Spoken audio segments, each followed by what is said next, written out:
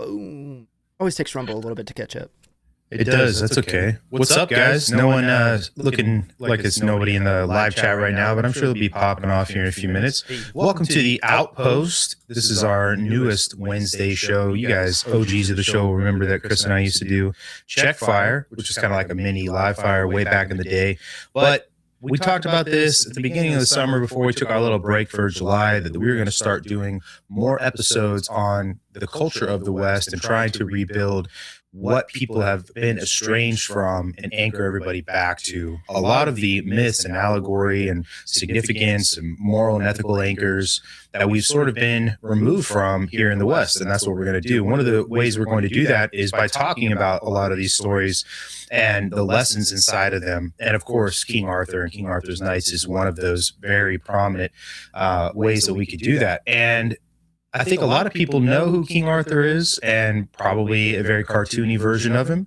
But we're going to talk about the actual history of who Arthur was or was not, and then get into several different stories surrounding it. But I'm going to kind of wait a second. Light crowd tonight. Bye bye YouTube says that's right, man. But you're here, heavy hitter, so I appreciate it. You coming to hang out.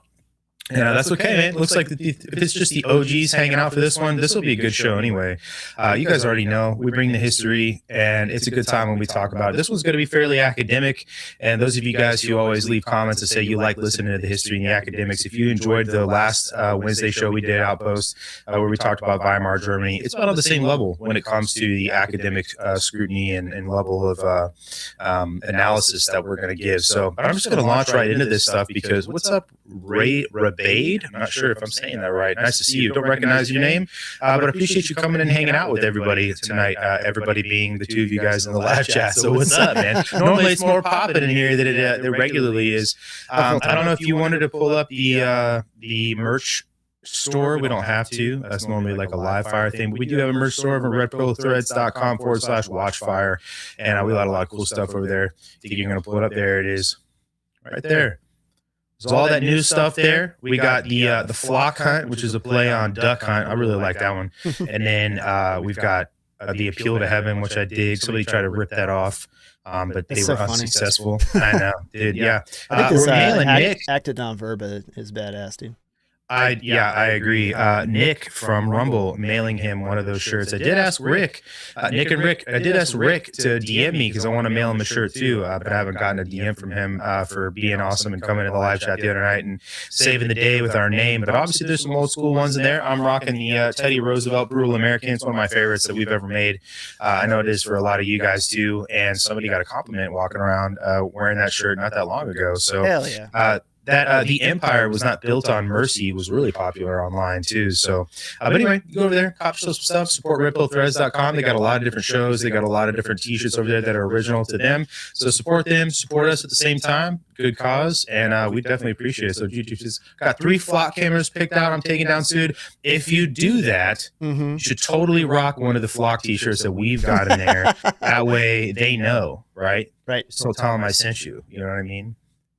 Or do I don't know. Flip it off at least with one of our t-shirts on. That'd be pretty cool. Let's just kind of jump right in here talking about this. And I am going to start with the story of Balin and the knight. He is the knight of the two swords. That's kind of where I want to start.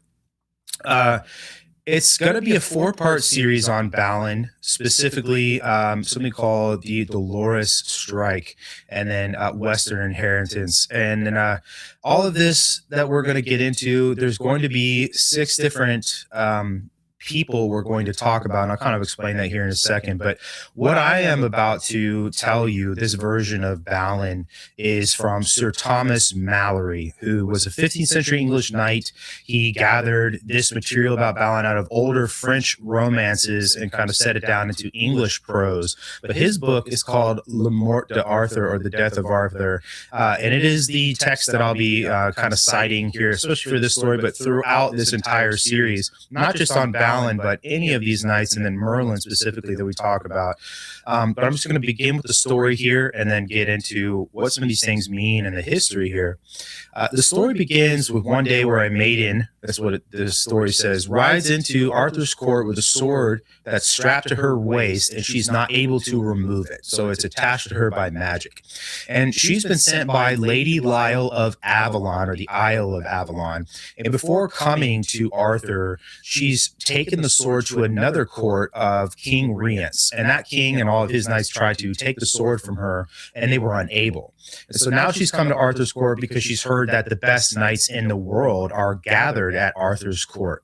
And the rule attached to this sword is very specific, and Sir Thomas Malory makes it a very big point, that it can only be drawn by a man who is a passing good man of gentle birth. And by gentle birth, it means that he, on both his mother and father's side, comes from nobility. And this person, this passing good man, is good in his deeds. He's free of villainy, free of treachery, free of treason. These are the lists of things that are highlighted in this story. So it's not just a test of strength, which I think it's associated with the sword and the stone, and then this one, the feat of strength is sort of attached to that, and I think inappropriately attached to it. It's a claim essentially about the man who draws it and who he is inside, because it's a test of his conduct and then also his lineage, which is very, very important for these stories, and then the code of chivalry and knights and things like that at the time. And so King Arthur, of course, being king, tries first. He walks up to it, essentially setting the example for everybody else to follow. He tries to take the sword out of its sheath, but he's not able to. And the woman tells him not to pull so hard, actually, in the story. She said, because the person who's going to be able to do that will be able to do it without any effort, which sort of lays into this thing I said before about this not being a feat of strength. That's not the point of it. So all of Arthur's barons, they try after him, these nobility, these landed nobility, one after the other. None of them are able to pull it out. And this maiden is openly disappointed because she's traveled all this way. She's heard that the best knights in the world are gathered at Arthur's courts, and no one has been able to pull it out. And, Arthur in the story makes it a point to start defending all the knights and telling her they're as good as any of the knights alive, any of the knights around, but their grace is simply not appointed to this particular adventure, saying, the fate of this sword is not for them. But sitting there through all of this is a knight who nobody's been paying any attention to, and this is Sir Balin. And in French, he is Balin le Sauvage is his name. And in the French sense of sauvage, that basically means he's closer to he's wild or untamed. He's somebody who's a bit of a rogue outside of the court in a way. Something, it's a little different than what you mean by savage today, but he's a poor knight from an area of England called Northumberland and has spent the last year inside of Arthur's prison because he killed a knight who was kin to Arthur. Doesn't give specifics on how or whatever, but the barons have managed to essentially secure Balin's release from jail because he's known as a strong and worthy man. But he's still badly dressed. He's politically suspect. So essentially looks like a poor guy sitting in the court, somebody who'd be easily overlooked. But Balin, obviously, he's sitting there in silence the whole time. He watches Arthur fail. He watches all the rest of these knights fail. He thinks he may be able to draw the sword. And what keeps him from immediately stepping forward is essentially that he's ashamed of how he's dressed. You'll notice that in all of these stories, the conduct and the honor and the lines, like the lineage, all this is very, very important. It's not just about character. It's about who you are in almost every way, right? But he waits until the maiden is essentially ready to leave before asking her if he can try. And she looks at him and essentially, passes the same judgment that he kind of has passed on himself and everybody else has sort of passed on him. And that all of these other greater knights who look great and, they are prominent in Arthur's courts, they've already tried and they've failed. So she tells Balin that her worthiness and good deeds that Balin does not meet the worthiness of the sword. And he says that basically what I'm wearing doesn't matter. It's what I have inside. And that manhood and worship essentially worship meaning, and these are the words that Sir Thomas Malory uses. Worship is hidden inside of a man's person, meaning his relationship with God, and that many a worshipful knight is unknown to people around him. So basically telling her, like, the OG way of saying, don't judge a book by its cover. Yeah. And she admits essentially, it does. And she admits that he's right, and she lets him try. And so he grabs the sword, and he was able to just pull it out really easily. And he makes the analogy as if he's drawing a thread from a cloth. And then, of course, Arthur and the barons and the rest of the knights are very astonished. But Malory says essentially that a number of the knights immediately feel a lot of spite towards Balin, because this poor former prisoner has basically just done what they and then the king were unable to do. And some of them begin saying that it must have been witchcraft. And it is true that this tale centers around witchcraft, because this sword is bewitched. And essentially this sword essentially has exposed as well the resentful men inside of King Arthur's court. And the woman calls Balin a passing good knight, which is the criteria that was set forth when the sword was attached to her. And that he was the best she'd ever found. He was a man of worship without treason, without treachery, without villainy. These are the adjectives used to describe this person in Le Morte d'Arthur. And she tells him essentially that because of this, he will do many great feats. But she asks for the sword back, and he refuses because he likes the sword. He says he intends to keep it unless somebody is able to take it from him by force. And the maiden warns Balin and says if he keeps it, he will kill his best friend and the man he loves most in the world, and that the sword will also cause his own destruction and then the destruction of kingdoms. And so he hears all this, and he basically says he will take whatever adventure God ordains for him because he was able to draw the sword, and he's not giving the sword back. And from this point forward, he's known as the Knight of the Two Swords. His own sword, the one that he was able to draw, and the tradition around Balin essentially gives him the name, the Knight of the Two Swords. It's not something that was attached to him inside the story, basically. It's the tradition given to him. And I'm going to stop the story there, and I'll continue telling it as we kind of go through the history here. I think it's important that we understand who King Arthur is and where Arthur and then Balin actually come from inside of the literary tradition, because we lose a large part, I think, of what makes this story worth studying. Is Arthur isn't exactly the product of one story or another. There's so many different stories and legends about him, and then stories that are attributed to him that don't actually name him as a person. And then the Holy Grail itself, essentially, that material inside this story evolves as time goes on and kind of gets inserted into this lore. And Sir Arthur Malory, or Thomas Malory, is writing near the end of essentially a very, very old tradition in literature that's transformed, or, all of what the language is in Europe, what the chivalric code means to the courts of Europe, what it means for Christianity in Europe at the time, and specifically the island of Britain, and then, of course, the political landscape. And the political landscape piece is why Arthur, I think, is so important. But, Chris, this is probably one of the most lesser known stories of Arthur and his knights. I think some of the more popular ones, of course, are Galahad, Sir Gawain and the Green Knight, Lancelot, some of these other stories. Did you grow up hearing this story at all? Because it does sit inside like the tradition of if you bought a collection of stories, you would find it in there, but it's not one that's talked about very often, right?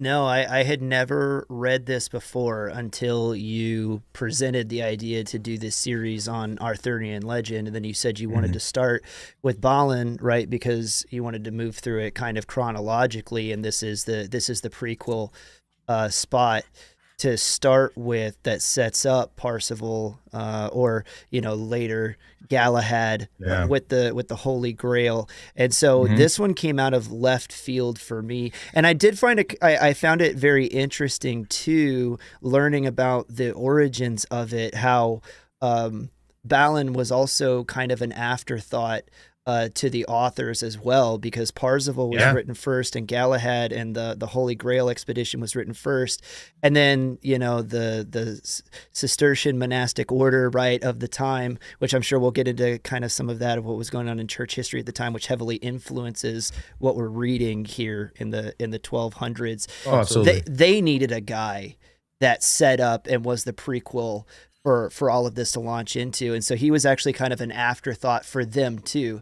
And so I found that kind of interesting, and almost, the word just flew out the back of my head, but it kind of perfectly set up to where it's like, oh, if it felt like an afterthought for me, I didn't know this was in here. It actually was for the original authors too, to kind of get hand jammed in there. And all these years later, like, you can still kind of feel that as you read through all the legends. So, but the short answer is no. This is the first time that I read through it, getting ready for this.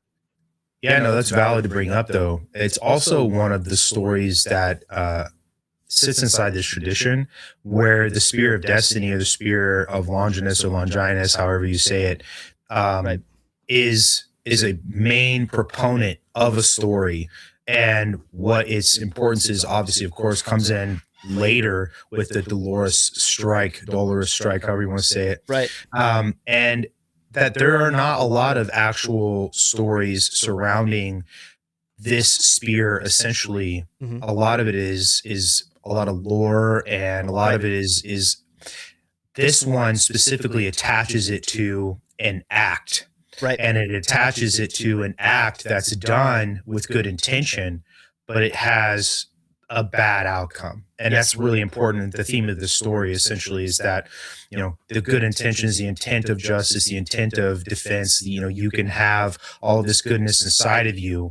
And if you are not paying attention to how you're using your fortitude, it can have disastrous results. And I that's one of the reasons why I wanted to start with this story, because I think so many people today, and all of this whole series is going to be centered on the West, and where Chris and I feel like this moral decay exists.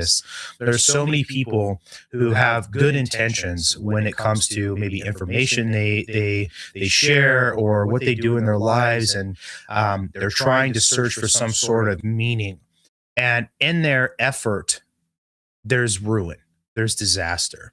And this story is all about that. And it ties into probably one of the greatest redemption arcs inside of medieval literature. And we'll get into that as well, because we're going to talk about 5 different knights, and then Merlin, right? And he's a really important character too. But basically, we're 5 of the knights.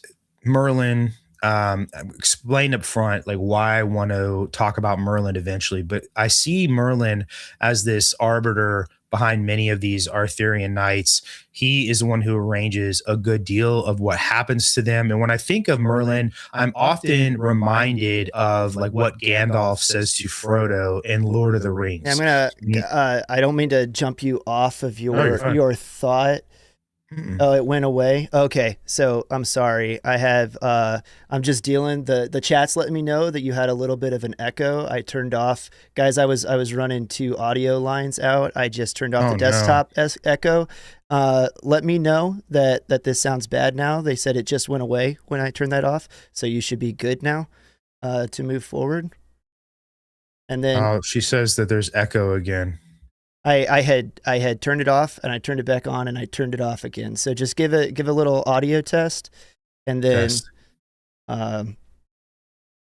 hopefully I got it fixed, and then you guys let me know. Yeah. I can't believe, I'm so sorry to hear that for 10 minutes or whatever. Everybody's saying they're still hearing an echo and reverb. I got that killed. I'm sorry about that, guys. We'll get it fixed before we move on out of here. You could say something, Brandon? Test. How about now, guys? They're saying it's gone now. All right, cool. So you should be good. Well, I definitely hate that was going on for the entirety of the episode. If you guys, I mean, I would hate to start over, but I will be if this was completely unlistenable. for 10, 15 minutes or whatever it was I've been talking. You guys let me know in the live chat, because if the whole front end of this was unlistenable, then that really sucks. And I hate that that happened for you guys. So let me know.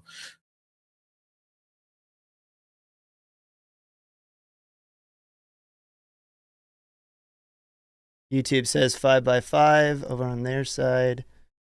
Silver Surfer says good. We're good. Thank you guys for calling that out.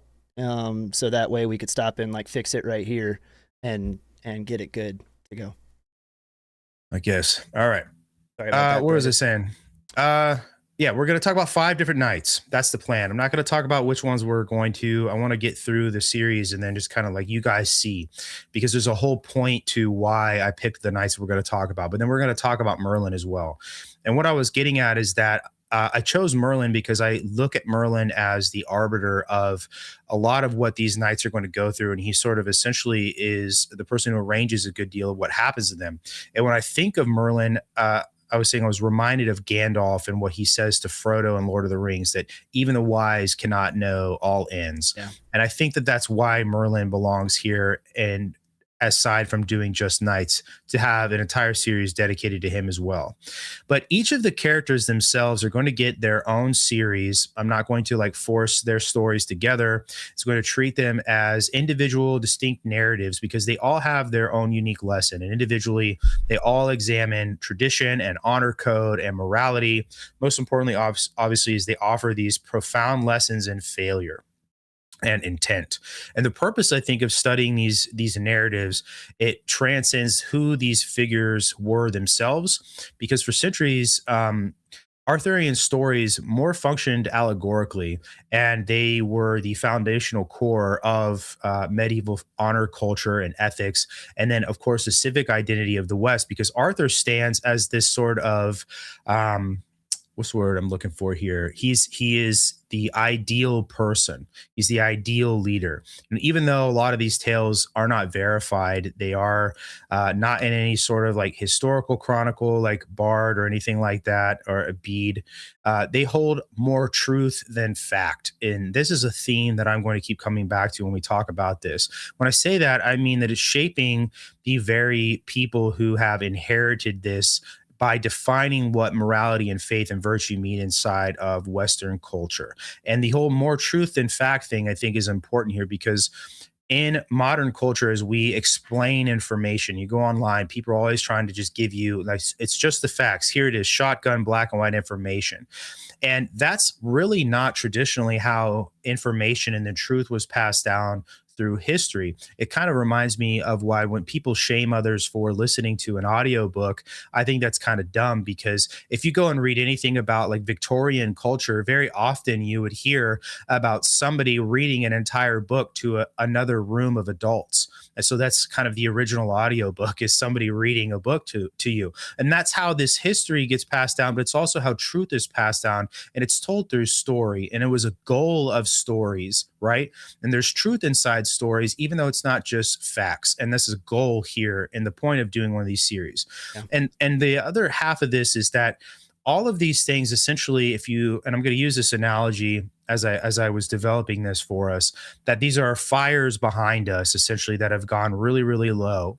And the goal that we have here is to go back and relight all of these fires and show you guys the path back to your patrimony and where it was taken from you, and root everybody back to a heritage and culture that is uniquely yours as a Westerner, so that in this modern age, essentially, you know where to go when you are trying to figure out where all of the moral and ethical and virtuous anchors exist inside of history. This is where they come from. Obviously, the Bible is the other one of those things, and we'll talk about that too. But this story specifically belongs to what medieval writers got into the tradition of calling the matter of Britain. Medieval writers have divided the major story traditions available to them into 3 different matters, meaning 3 large bodies or corpuses of subject matter. And the matter of Rome covered most of classical antiquity, including like the Trojan War, Thebes, Alexander the Great. Then there's the matter of France, which covers Charlemagne, the men around Charlemagne. You're talking about the Holy Roman Empire, and then the matter of Britain, which of course is Arthur, King Arthur's court, everything surrounding that. So when I use the phrase matter of Britain, that's what I mean. The other two I'm not going to really talk about. But these stories, essentially, I want to make the point to say that they are not transcripts or chronicles of actual British history. There's going to be some British history in here, but there is so much that's brought into from all these different areas that's sort of spliced together as a tapestry, right? So there's Welsh storytellers, there's Latin storytellers, there's French and English poets and knights, and then monks who wrote all these down.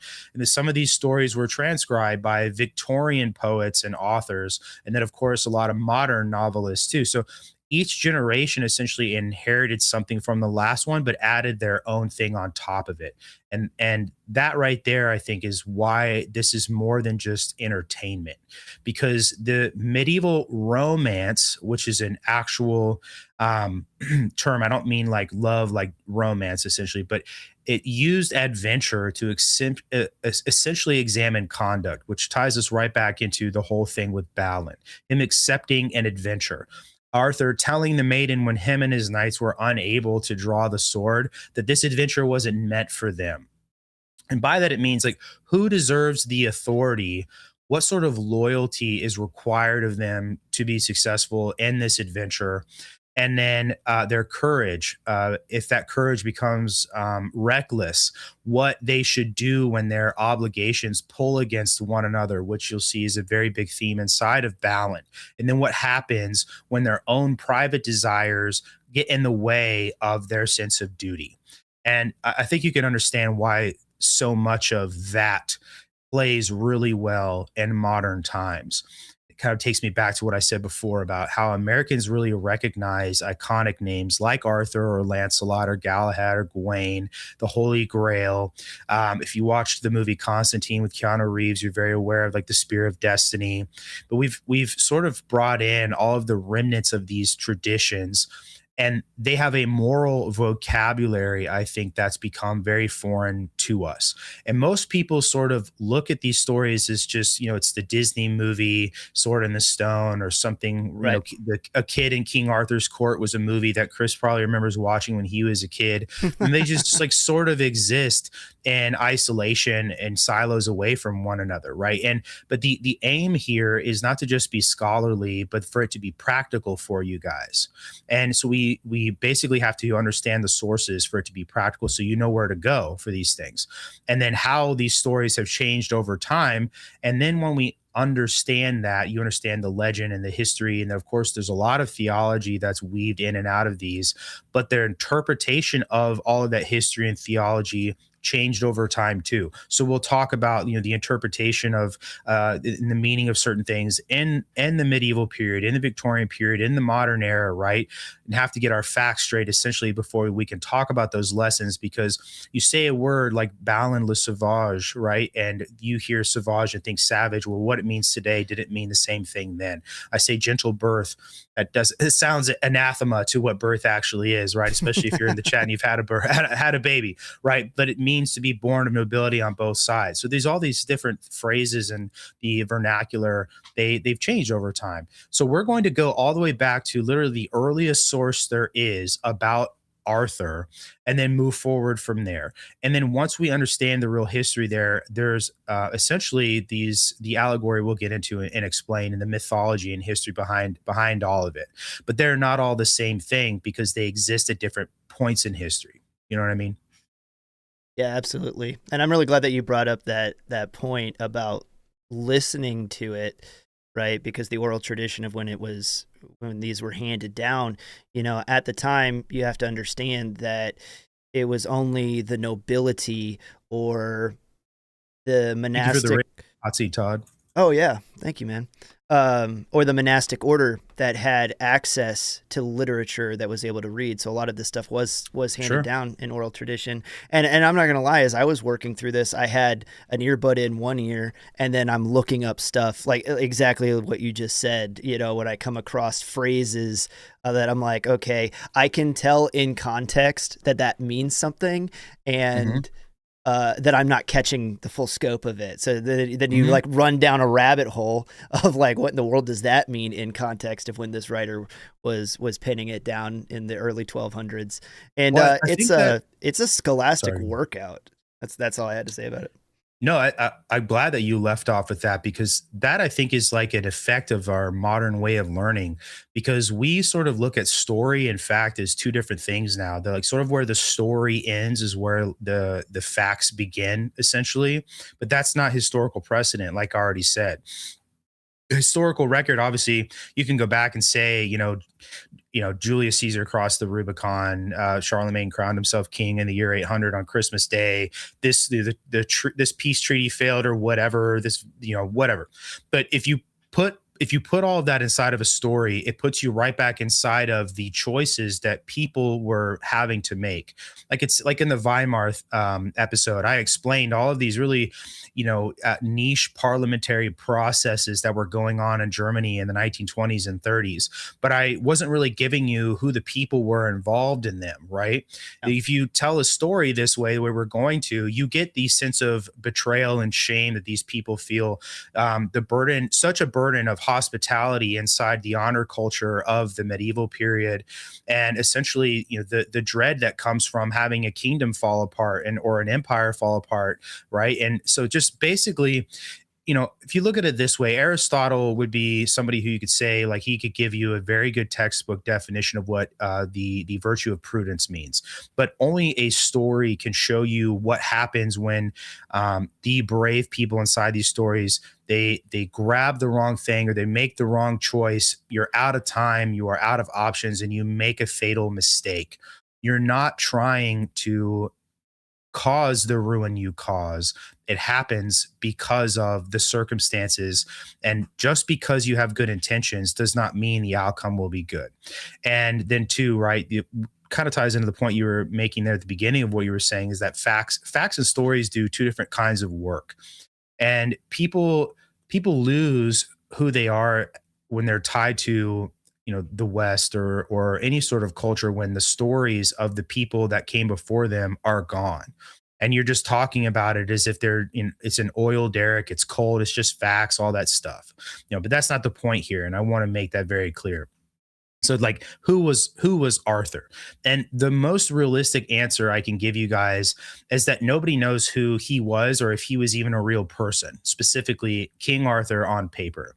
And it normally, when you tell people that, they get kind of disappointed, because he is talked about like a real person, the same way Julius Caesar is talked about, or an Alexander the Great. Like, they're written down on pen and parchment throughout history by name. Most of the time, he's described as a military leader and part of a tradition of what sounds like military code, or chivalric code, or kingdom, feudalism. All of these things he's kind of tied to. And there are several different historical candidates that are kind of thrown in the hat about who Arthur could be. But the earliest rendition of that essentially is imagined for a historical Arthur during the Romano British period, meaning when Rome was occupying Britain. And if you remember the movie that they did called King Arthur, it had, I'm trying to remember his name now. But he's essentially a Roman in this movie. He actually is one of the characters inside Born Identity. One of the guys that gets like turned on, if you remember who I'm talking about. If you want to look it up, that way we can get the name of the actor. So I'm not like throwing everybody off. But It gets like I said, turned on. say that again. Yeah, and Born Identity, he's one of the actors that gets like sent, or the people that get sent after Jason Bourne. But I'm saying he's the actor who plays King Arthur, and he's a Roman in the King Arthur movie. Is all I'm saying. Keira Knightley's in it anyway. Gotcha. But this would be at the beginning of the fifth century. All of the Roman administration essentially has withdrawn from the island of Britain. So all of the local powers, meaning the native Britons, are competing for the power gap that the Romans have left, because they've left the island essentially. But at the same time, there are Germanic settlers, or the Saxons primarily, who are arriving and invading the island. And the island of Britain is basically under constant siege throughout its entire history. But this is that transition between, from what I said, Romano British to what you guys all know as the Anglo-Saxon period. but native British resistance to this, with the Saxons moving in, is historically documented, and it did occur, meaning that they formed up together and massed a defense against the Saxons invading the island.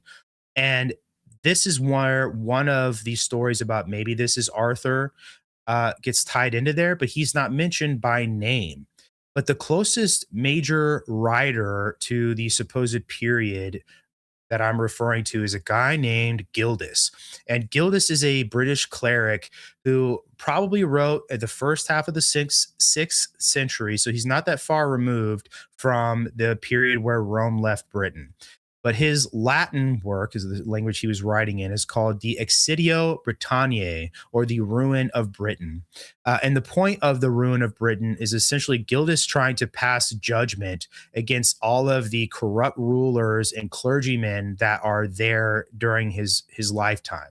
So it's not meant to be an objective account of history. So when you're looking at a source document like that, it's important to really understand what the author's intentions were, right? But Gildas does mention specifically a British victory at Mount Badon, which later tradition essentially makes central to King Arthur's military career, King Arthur's young military career. But Gildas puts that battle at around the year of his own birth, which would have been about 490 to like 515 AD, obviously, which essentially makes him as close to the Battle of Badon as anybody, because he could have literally talked to people who fought at that battle and survived. But he, in his account of that battle, he does not mention somebody named King Arthur. He actually talks about a person who has a very Romano-British name. His name is Ambrosius Aurelianus, or Aurelianus, if I'm saying that right. Forgive me in my terrible pronunciations.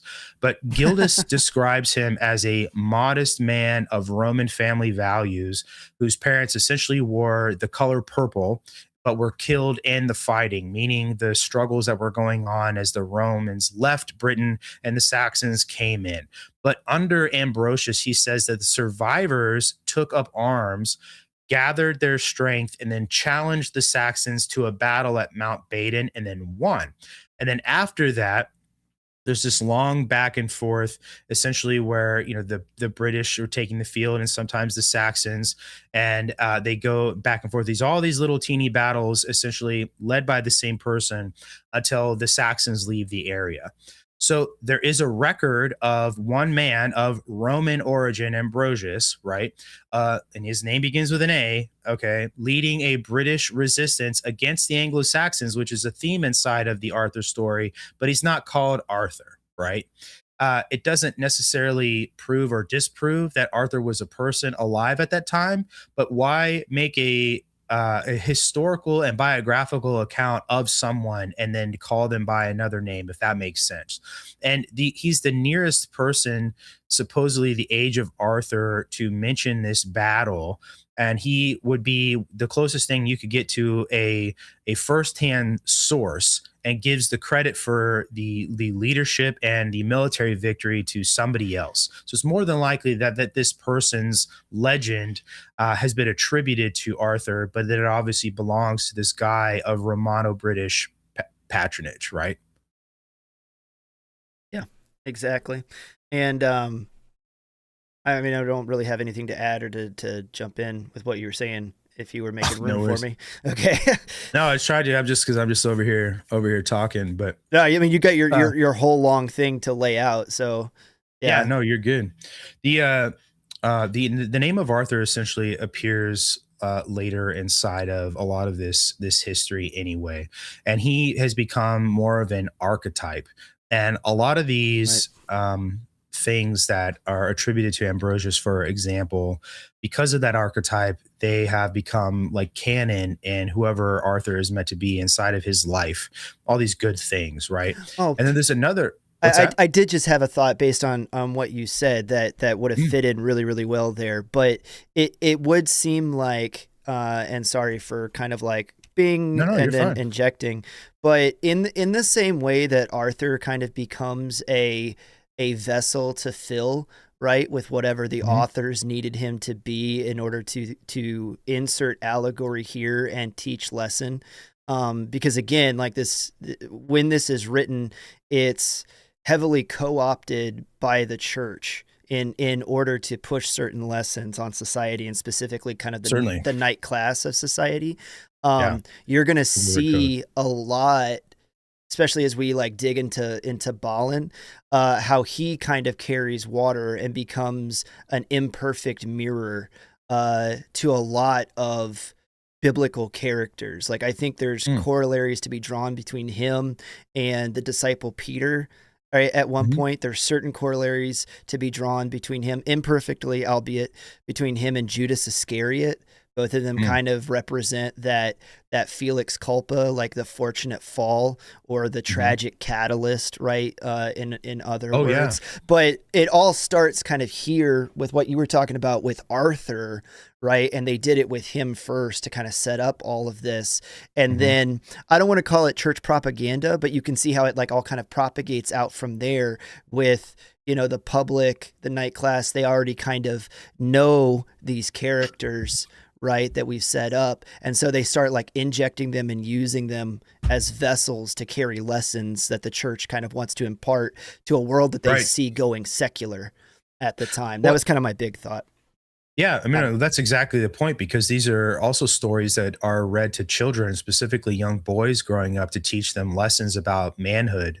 When I read a lot of these Arthurian stories, I'm often reminded of the poem If by Rudyard Kipling, Mhm. because so many of these lessons are inside of that poem.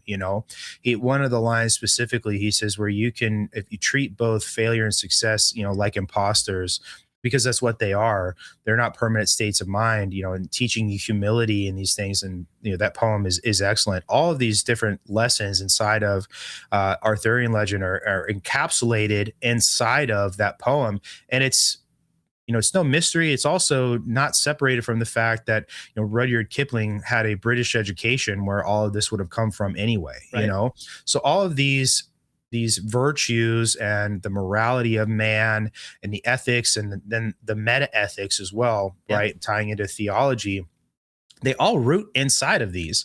All of these things, like again, the example of the poem If, you can map all of the lessons that he's imparting in that poem back to something inside of the Arthurian legend. And he may not have been doing that on purpose, but it maps so perfectly onto it because they were carried throughout the education that so many of these young men had from that point forward, right? Right. So that's kind of the point here of us doing this series, is to reintroduce these in such a way that they're so commonplace that you could, unbeknownst to yourself, write a poem like that, and then you are hearkening back to all of these virtues in an indirect but direct way. And I think that point that you made about the theology being slipped in can't be understated enough. Hmm. Because again, like you said, these stories are being told to children.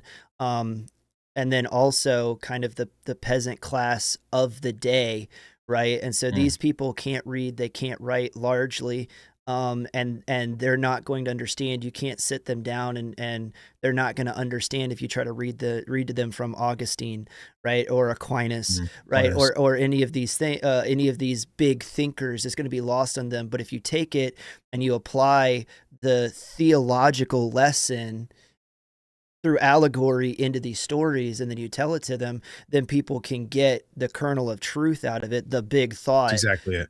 inside of a literary package that would make sense to them. And we'll get into it a lot as we unpack the Balin story itself, right? But just like the example of him using the Spear of Destiny or the Spear of Longinus at this Mhm. time point in history, 1215, the Fourth Lateran Church Council had just happened, right? A Mm. big thing that comes out of that is convened by Pope Innocent the Third, I believe. Somebody can check me on that, my Catholic homies. But one of the things that comes out of that is the dogma doctrine of transubstantiation, the idea Mhm. that the Eucharist or the wine and the communion bread actually physically becomes the body and the blood of Christ when it's Mhm. consumed. Um, Mhm. so during this time frame, because the Catholic doctrine is shifting to that, it's hard to communicate that to the peasant, right? But if you can tell it inside of a story, and you Sure. use another venerated relic like the Spear of Destiny, suddenly everybody knows what you're talking about, and then you say, and then the Spear of Destiny was used in this flippant and desecrational way, right? People are like, Mm. oh, I get it. So I should venerate the relics and recognize the divine things when I see them, unlike this knight who didn't, right? Like, there's the lesson. Well, Yes, we'll get in all. you You're giving got away it. the farm a Yeah, I little didn't early. mean, Yeah. yeah, I do But apologize for getting too out in front of that, but no. And so another reference essentially to Arthur is in a Welsh poem, and the poem is and I'm going to butcher this probably too, and I had to look up the pronunciation of it, but it looks like E Gododin, but it's pronounced Ugadothin, and it's a series essentially of elegies for a British war brand or a troop or whatever that loses very poorly at the Battle of Cattraeth. And it's credited, this story is credited to a bard named Aneirin. He's one of the first two names essentially that's recorded inside of any sort of like history about Welsh poetry. But the earliest you hear about Aneirin at all is about 828, and he's listed actually is side of the top five list of poets in Britain in the 6th century. And he's inside of it, which is kind of cool. But to take the 9th century's top five poets, he's inside of it. I think that's kind of funny and why he's remembered. So they were doing top five lists all the way back then. But right, but to to be square like with you about the historical accountability of it, that's kind of all you know about him, is that he was a good poet. And people believe essentially that there was a person who wrote this, but it's more than likely that you can't verify that Aneirin actually wrote Ugadothin, because it was a very common practice at the time, like the 9th century, to take people whose names you knew from 300 years ago, because these names were just luckily being passed down either by word or by any sort of surviving words, or books or whatever, and attributing it to the name because you just know that that name was around when the poem was written. So it's not necessarily 100% fact that Aneirin wrote it, but there's a good chance he did. But either way, it exists. But the Godothin were a British people living in what is now southern Scotland. And obviously, when I say British, I don't mean modern British. I mean the natives of the island and the people that were there before the Anglo-Saxon period. But around the year 600, there was a leader of the Godothin. His name was Munethog, and he sends a group of warriors south out of the town called Dunedin, which is now modern day Edinburgh, to the town of Cattraeth. And it's an old Roman fort that's being held by the Angle tribe at the time of this poem. And Cattraeth is now the city, the modern city in Yorkshire of Catterick. So that didn't change that much. But he'd gathered about 300 different men from across all of the British world and then housed them all for a year. And they ate together, it says in the poem. They shared feasts and mead, and they basically just had a party for a good year. And then he sent them out to fight this battle, as the poem describes, essentially. And because all these guys died, Aneirin makes the point to go man by man, all of these people inside this war band of people, and he talks about their abilities individually. And so it's like a bard, right, from like the show The Witcher, describing all of Geralt's attributes and his goods and his bads and all of that stuff. But that's exactly what this is for all of these different soldiers. But he comes across essentially a man in this list whose name is Growther. And the poem says that Growther charged ahead of the 300 others inside of the troop he was with, and then kills a bunch of the opposing forces. And then because he kills so many of them, the legend says that all of the ravens of the area there around the Angle tribe, they fed for days on the bodies of the dead. But then the poem ends talking about Growther. It says literally, though he was no Arthur, describing all of these awesome things that this person did, and then immediately comparing him to Arthur and saying that he still didn't hold a candle to who Arthur was, which is kind of nuts. But that's the entire reference inside this Welsh poem about Arthur, speaking about him as if he exists, but using him as a way to minimize this person and hold up Arthur. So it basically being like, saying somebody could really play basketball but they were no Michael Jordan or LeBron or whoever it is. Right. But essentially, well, right, everybody knows who Jordan is, so we're just going to use him as the benchmark to compare this guy to everybody else. It's a good example for sure. Oh yeah. So if that line right there, if it is indeed as old as that poem, the 6th century, and Arthur was already like the ceiling of who a knight was supposed to be, already the standard or whatever, then he is a person that would have existed within living memory of when Rome completely left the island, which ties it back to that other poem talking about the Battle of Mount Badon. The problem is, though, is that there's no actual chronological line. If the battle happened in the year 600, and this poem essentially is from the same place, the Book of Aniran, which the time that it was copied, I guess, into manuscript and then sold into publication, or at least passed around to publication, was the late 13th century. So you're talking about like the 1260s, essentially, when that happened. That's 650 years after this supposedly happens before it's actually mentioned inside of a historical chronicle, which is a lot of time, and it's a lot of people that goes through, potentially a lot of different interpretations, all of these other things. So it's just one of these problems with trying to verify somebody and the information. It just goes through all these centuries, and there wasn't necessarily the need to I guess they viewed not necessarily the need to mass produce all of these stories. So they just existed and were handed down in personal libraries or monasteries or things like that until somebody finally decides. And even a lot of these monks, the reason why they transcribe so many stories is because they were practicing how to write or teaching other people how to write. So there may have been no other need or purpose of writing this and transcribing it other than to teach somebody else how to write, right? And inside of that book, there are the one from the 1260s I'm talking about. There are 2 different scribes who basically wrote 2 different accounts of the same story.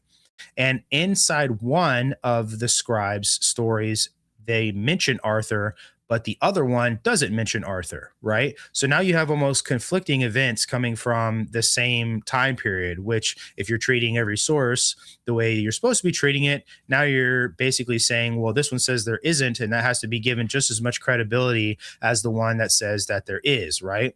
The version that does have Arthur, though, is generally considered to be the older of the 2 stories. And there's a modern Celticist, or somebody who's like a historian of the Celts. His name is John Coke.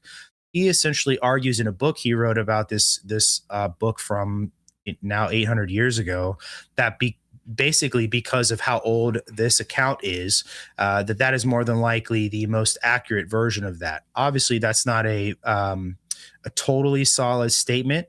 There are, if you go and read, like one of the websites I use to research for this is called JSTOR. There's all these other there's all these other like academic papers who kind of question essentially the reasoning there. And like I said, it's a fair thing to say. Just because it's older doesn't mean it's necessarily the most accurate. But the oldest reference to Arthur is copied, essentially centuries after he existed, 200 years afterwards. So you kind of see what I'm saying, how hard it is to even verify who this person is, let alone try to pinpoint where inside the island he came from. You know what I mean?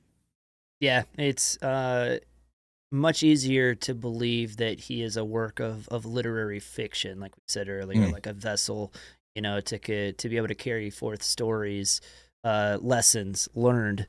That it's I think there's way more evidence to verify that than that he was an actual person that lived. And then that combined with the way that he's like venerated, or esteemed, it's like this person almost certainly didn't exist because of how such stark contrast he would have stood apart from the other royalty of the day, or just royalty in history in general.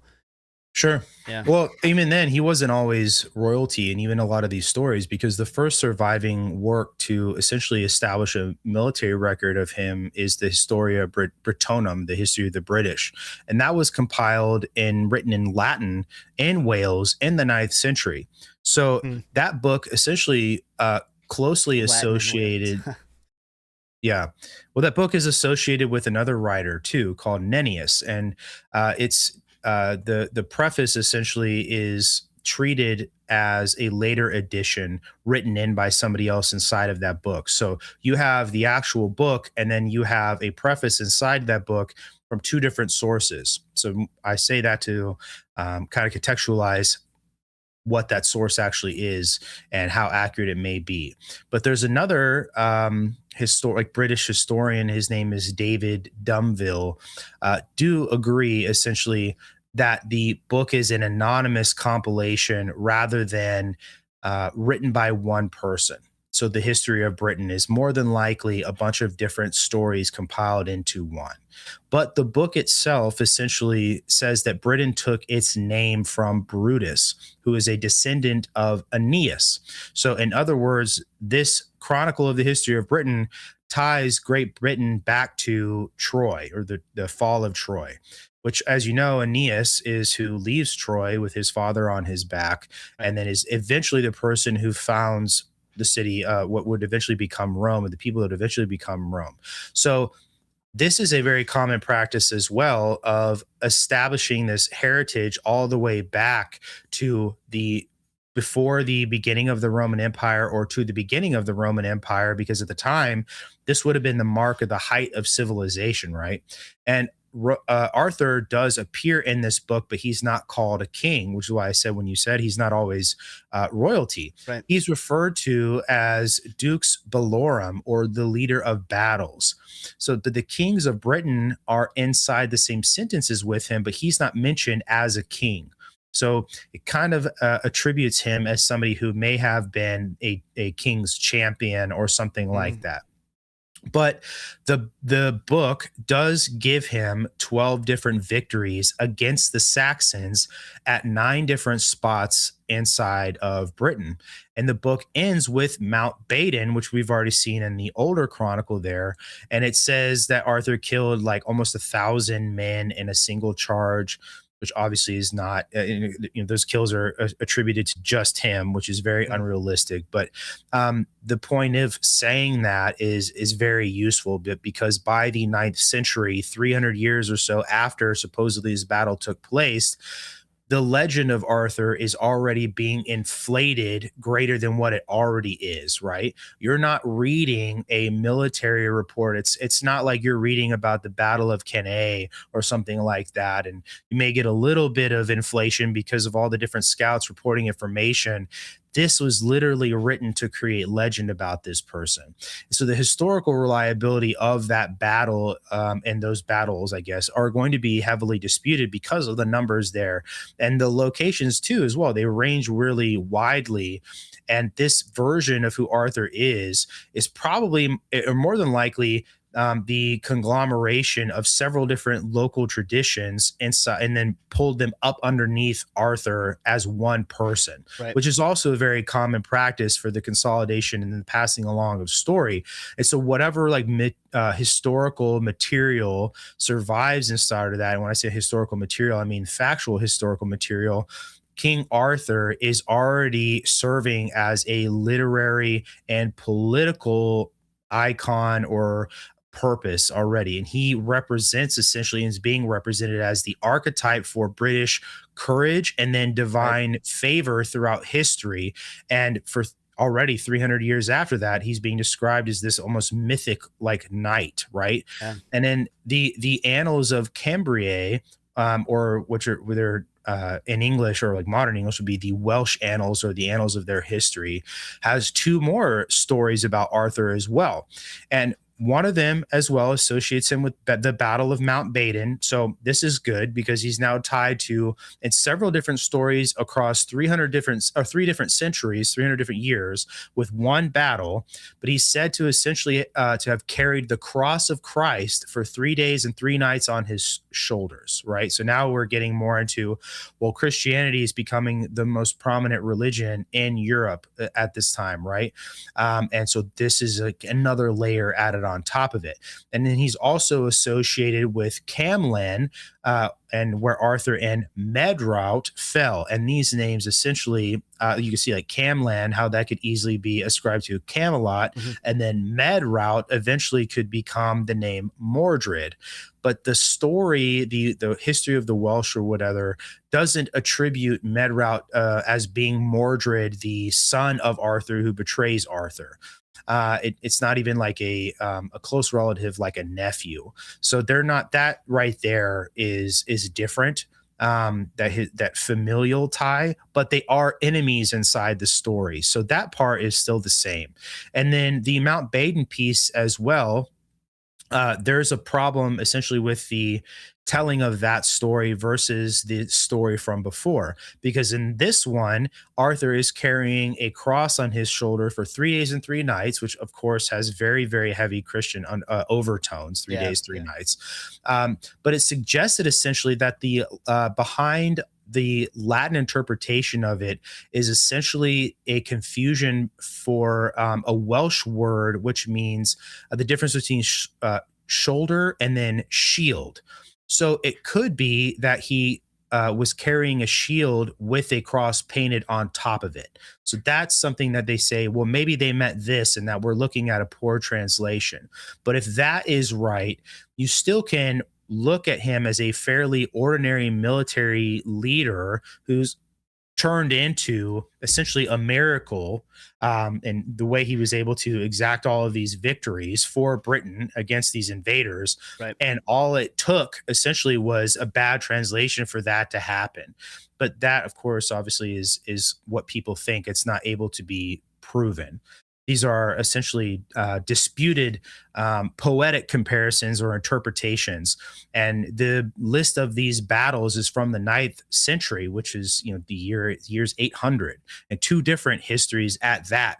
And also what they think were additional manuscripts were added later. And there's no real way to tell when or by who that those were added by.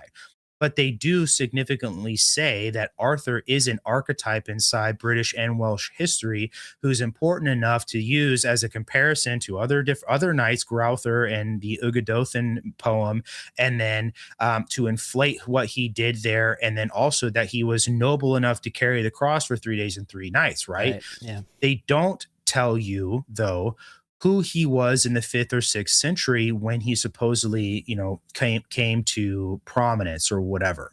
And then there's another very, very famous Welsh story called Kilhwch, and then Kilhwch and Olwen, these 2 different characters inside this story. But essentially, Arthur takes his knights to Ireland, and they hunt an enchanted boar across the sea all the way back into Wales, so the small sea, and then toward the city of Cornwall, which again used to be a Roman settlement. But there's a giant there who wants the comb and shears of the animal that basically talking about a sheep is what he's looking for. He is not there in that story as a warlord. He's more of a like half magical monster hunt story that gets tied into like the giants of Wales who are looking for grooming tools to shear sheep.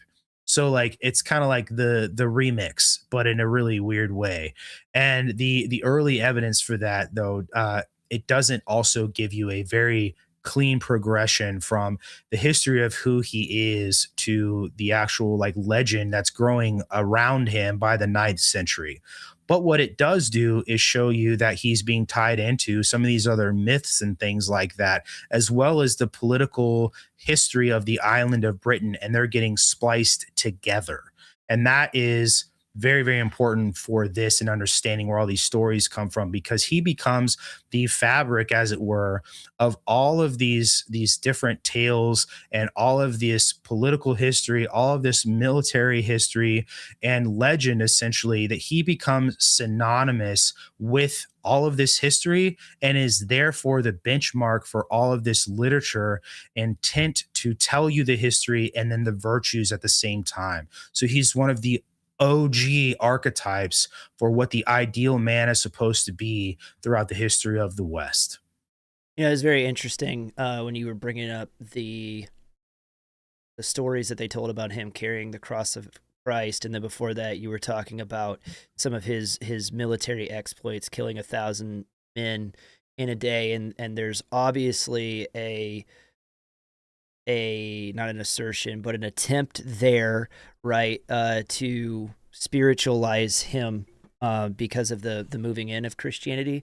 So that kind of makes me wonder, because as you were talking about the kind of hyperbolized military exploits, it harkened back to me to some of the exploits of like King David and then David's mighty men in the Old Testament of the Holy Bible. And I almost wonder if, more than trying to make him seem like this idealized military leader because of his exploits, if that also wasn't an attempt to put him on the same level with some of the biblical heroes, like Samson and some of his exploits and things like that.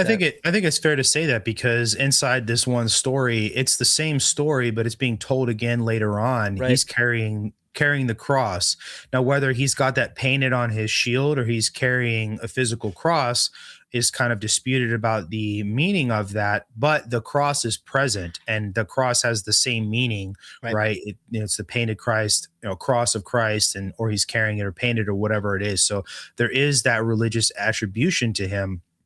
And that one of the more famous stories of him that I'll talk about here too, obviously ties very much into the religious aspect of Arthur and his significance too.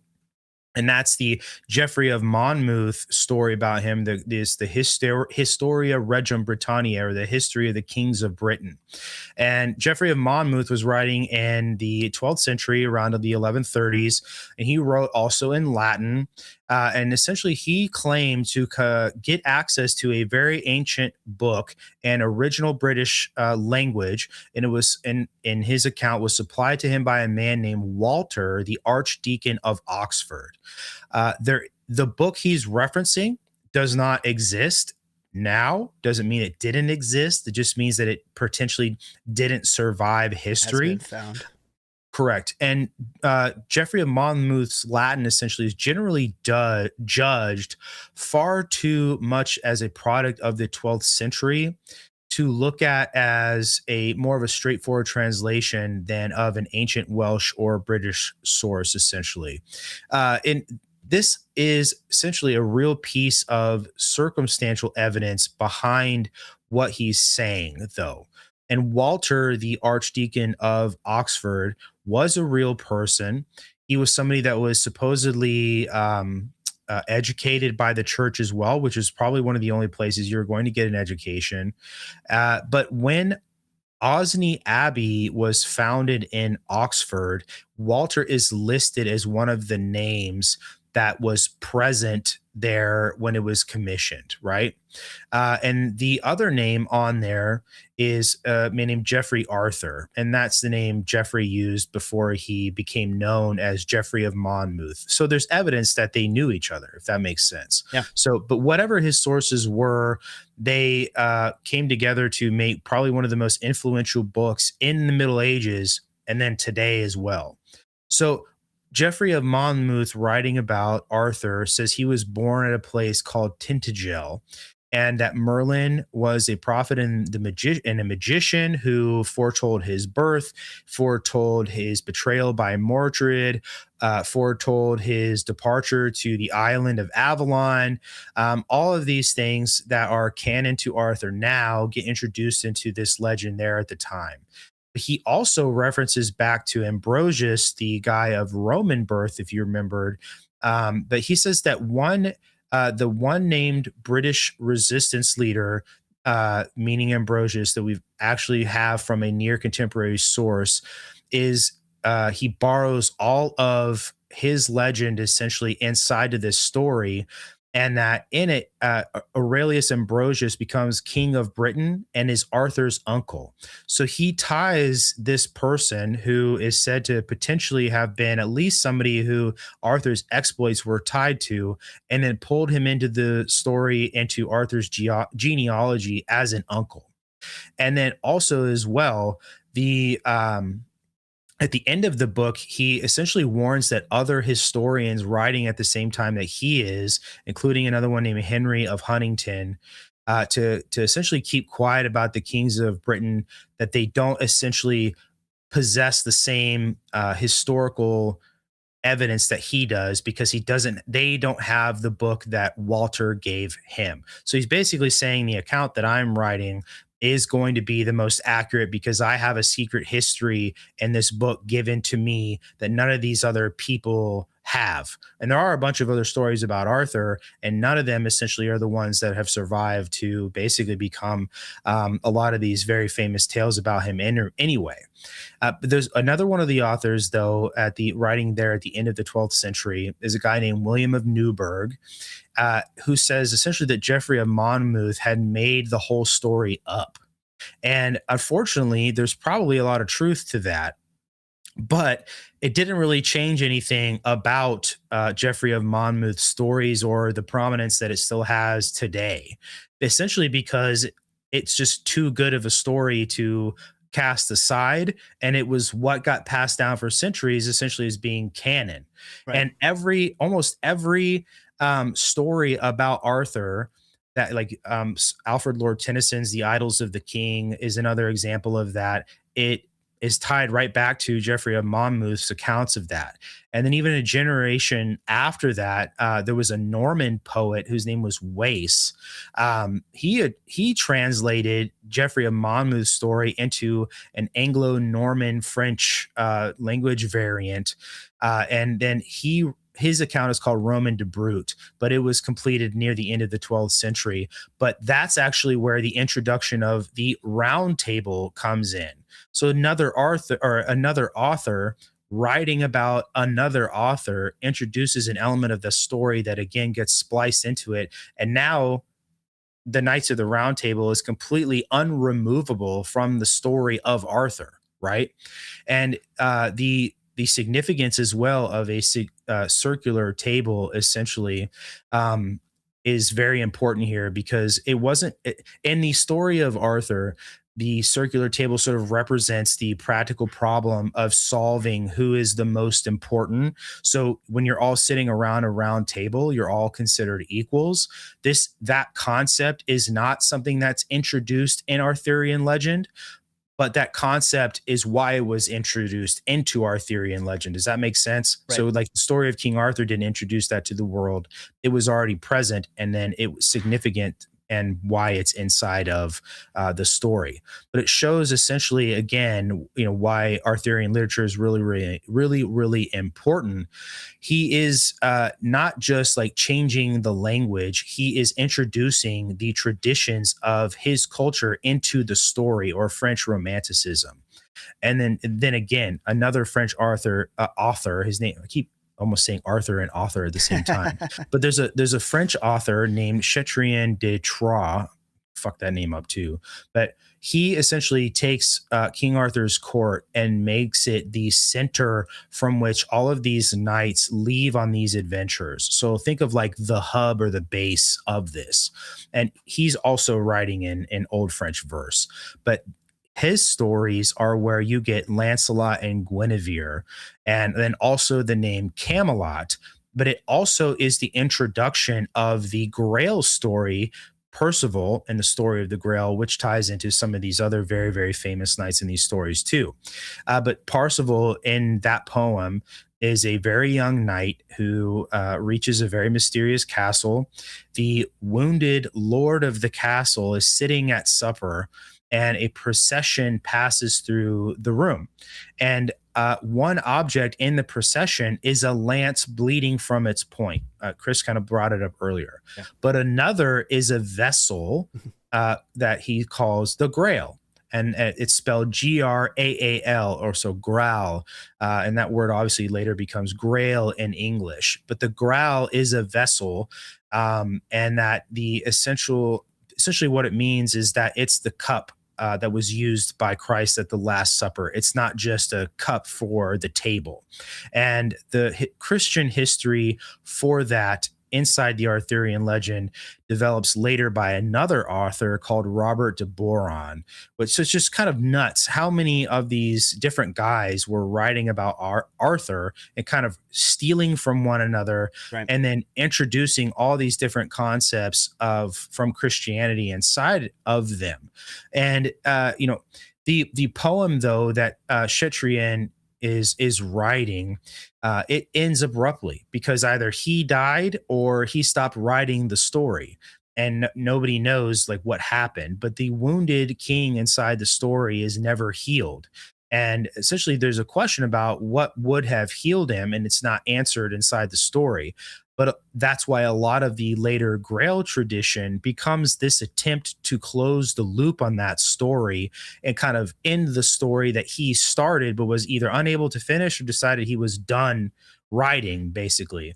And during the 13th century, there's an anonymous French writer who expanded on that story, and these really, really long poems. But the Vulgate cycle, which is also called the Lancelot Grail cycle, it has the addition of Merlin, and then Lancelot, and then the Grail, and then King Arthur's court. Then eventually the destruction of the fellowship of that court, obviously by betrayal. And we all know, like, the betrayal we're talking about here is Lancelot and Guinevere's betrayal. But a later reworking of that story, now called the post-Vulgate cycle, which is a pretty popular thing a lot of people have heard of if you're a student of literature. It took a lot of Lancelot's material and sort of truncated it and made it really short because of what he did. And it introduced a bunch of these, or the like greater emphasis essentially on the sin of Lancelot and the prophecy and consequence of those stories to bring the Grail quest of Parsifal and then some of the other knights into the Arthurian legend. And this is where we get back into Balin specifically. Before we like nail him down again, essentially, though, the last person I want to talk about is a guy named Layamon. And Layamon was a priest writing around the beginning of the 13th century, and he adapted the French poem, the Norman French poem Wace, into Middle English. And there were some other English poems later that wrote about like King Arthur's wars, and then Sir Gawain, and then the death of King Arthur. But that book became the major English like reservoir of all of Arthurian story later. And it was written in the 15th century by Sir Thomas Malory, which is exactly where we get this story. And Malory himself was a knight, and he'd spent all these really long stretches of his life in prison, again, which relates to Balin, and worked in prison on learning French prose and French romance and all these English poems and how to translate, how to abridge a story or truncate it or shorten the story, how to rearrange the story, how to take sources and then splice all of them together. It's kind of funny to think about you sitting in prison and then basically giving yourself a classical education on writing. But there is a later edition of the story he wrote by a guy named William Caxton, and that came out in 1485. And he essentially takes all of Malory's work and then passed it along to Winchester College, where another guy named Walter basically took those stories and then kept them safe, and then that's why they survive. So these stories have basically been handed down over and over and over and over and over again, even to somebody like C.S. Lewis later in life, who would be somebody who would take a lot of these lessons and then apply them to his own stories. So I mean, that's like a very rough chronology of where Arthur exists. But as you guys can see, essentially, he dates all the way back to the Romano-British period, or when the Romans abandoned the island of Britain. So it's a very interesting thing to think about how many different hands that this has gone through over time, and the additions of the stories that have gone into them all across these different groups of people. And then when you think too about how like relatively small the island of Britain is, there's the possibility that a lot of these guys could have had their hands on original sources, or were talking to one another about these stories, and then just adding their own traditions into them to sort of make them their own. But now you guys get to see, like, I was trying to vamp a little bit while you bounced, but the chronology of like Arthur and where that comes from. So yeah. Something that really stood out to me is as we started going through all this to prepare to do this series, I didn't realize how much of the Arthurian legend was, one, influenced by the French, and then two, influenced by the church. That was something that was very interesting to me, because it's like when I think about Arthur, obviously I think about, I am Sir, Arthur, King of the Britons. Yeah. And well, I could explain to you that history too, but it stuck out to me is super interesting. Well, I mean, those guys are completely and totally tied together. You got to think about the end of the Anglo-Saxon period, right? You're talking about William the Conqueror, right? And he comes over from Normandy, right? And he fights the Battle of Hastings against the last Anglo-Saxon king, Harold Godwinson. And then, Harold's brother, Tostig Godwinson, as well, is participating, who goes up north, actually, to join with a band of Vikings as well. And then the Normans win that battle. And then the Normans are eventually what become the line of Plantagenet kings, which is where you get all of this history that we all know about, the King Richard and the Crusades and all of this, because William the Conqueror had a son, William, who died, and then he was left with his daughter Matilda, who tried to leave the kingdom too, and she ended up being going essentially in a war with Stephen of Blois, and at the end of that, it was a stalemate. And she married a guy named Geoffrey Plantagenet, who she had a son with, and he basically convinces Stephen to hand over the kingdom to him, and like what is essentially a peaceful transfer of power, and to recognize him as a son so that he could pass along this hereditary crown. And then that's when you have King Henry, and Henry II is whose children are some of the most famous people from history. You have King John, you have Sir Richard, Richard the Lionheart, right. Who, he was married to Eleanor of Aquitaine. So all of these very famous people, and then of course, King John is where the Magna Carta comes out of. So all of these stories and like this, this mesh of French history and the French culture and French court culture specifically moving into England. And again, too, where like the concept of feudalism comes from, because one of the things that William of Normandy did when he got to England was something called the Domesday Book, which is a massive census as well. And so this splicing of this culture comes from this very period we're talking about, where all these guys are writing, and then the Crusades are kind of happening at the same time.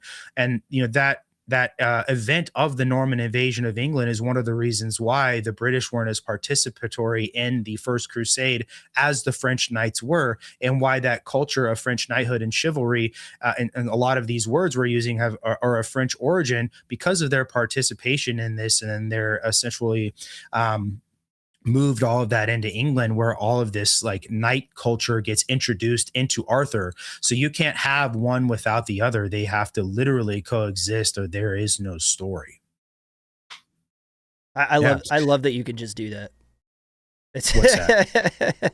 It's like, I just tee you up. You're like, no, I could explain to you how it ties in for the French. And you're like, you just go, dude. Well, yeah, and then it ties right into all of this Arthur stuff too. Right. And to get back to Balin as well, like Arthur is a very, very deep well already of information. There's hundreds of books at this point written about him, but Balin, like we already said, is basically the opposite. He's a later addition. There's not as much written about him. There's not a Welsh poem that talks about him or anything like that. He's not mentioned in like a chronicle or whatever, but his story first really takes shape like recognizably in a 13th century French poem called Suite de Merlin, which is literally the continuation of Merlin, and that was probably written about the 1230s, but it belongs to that body, that corpus of work I talked about earlier, called the post-Vulgate cycle. Right. And that cycle is an anonymous reworking of the older Vulgate cycle that I mentioned.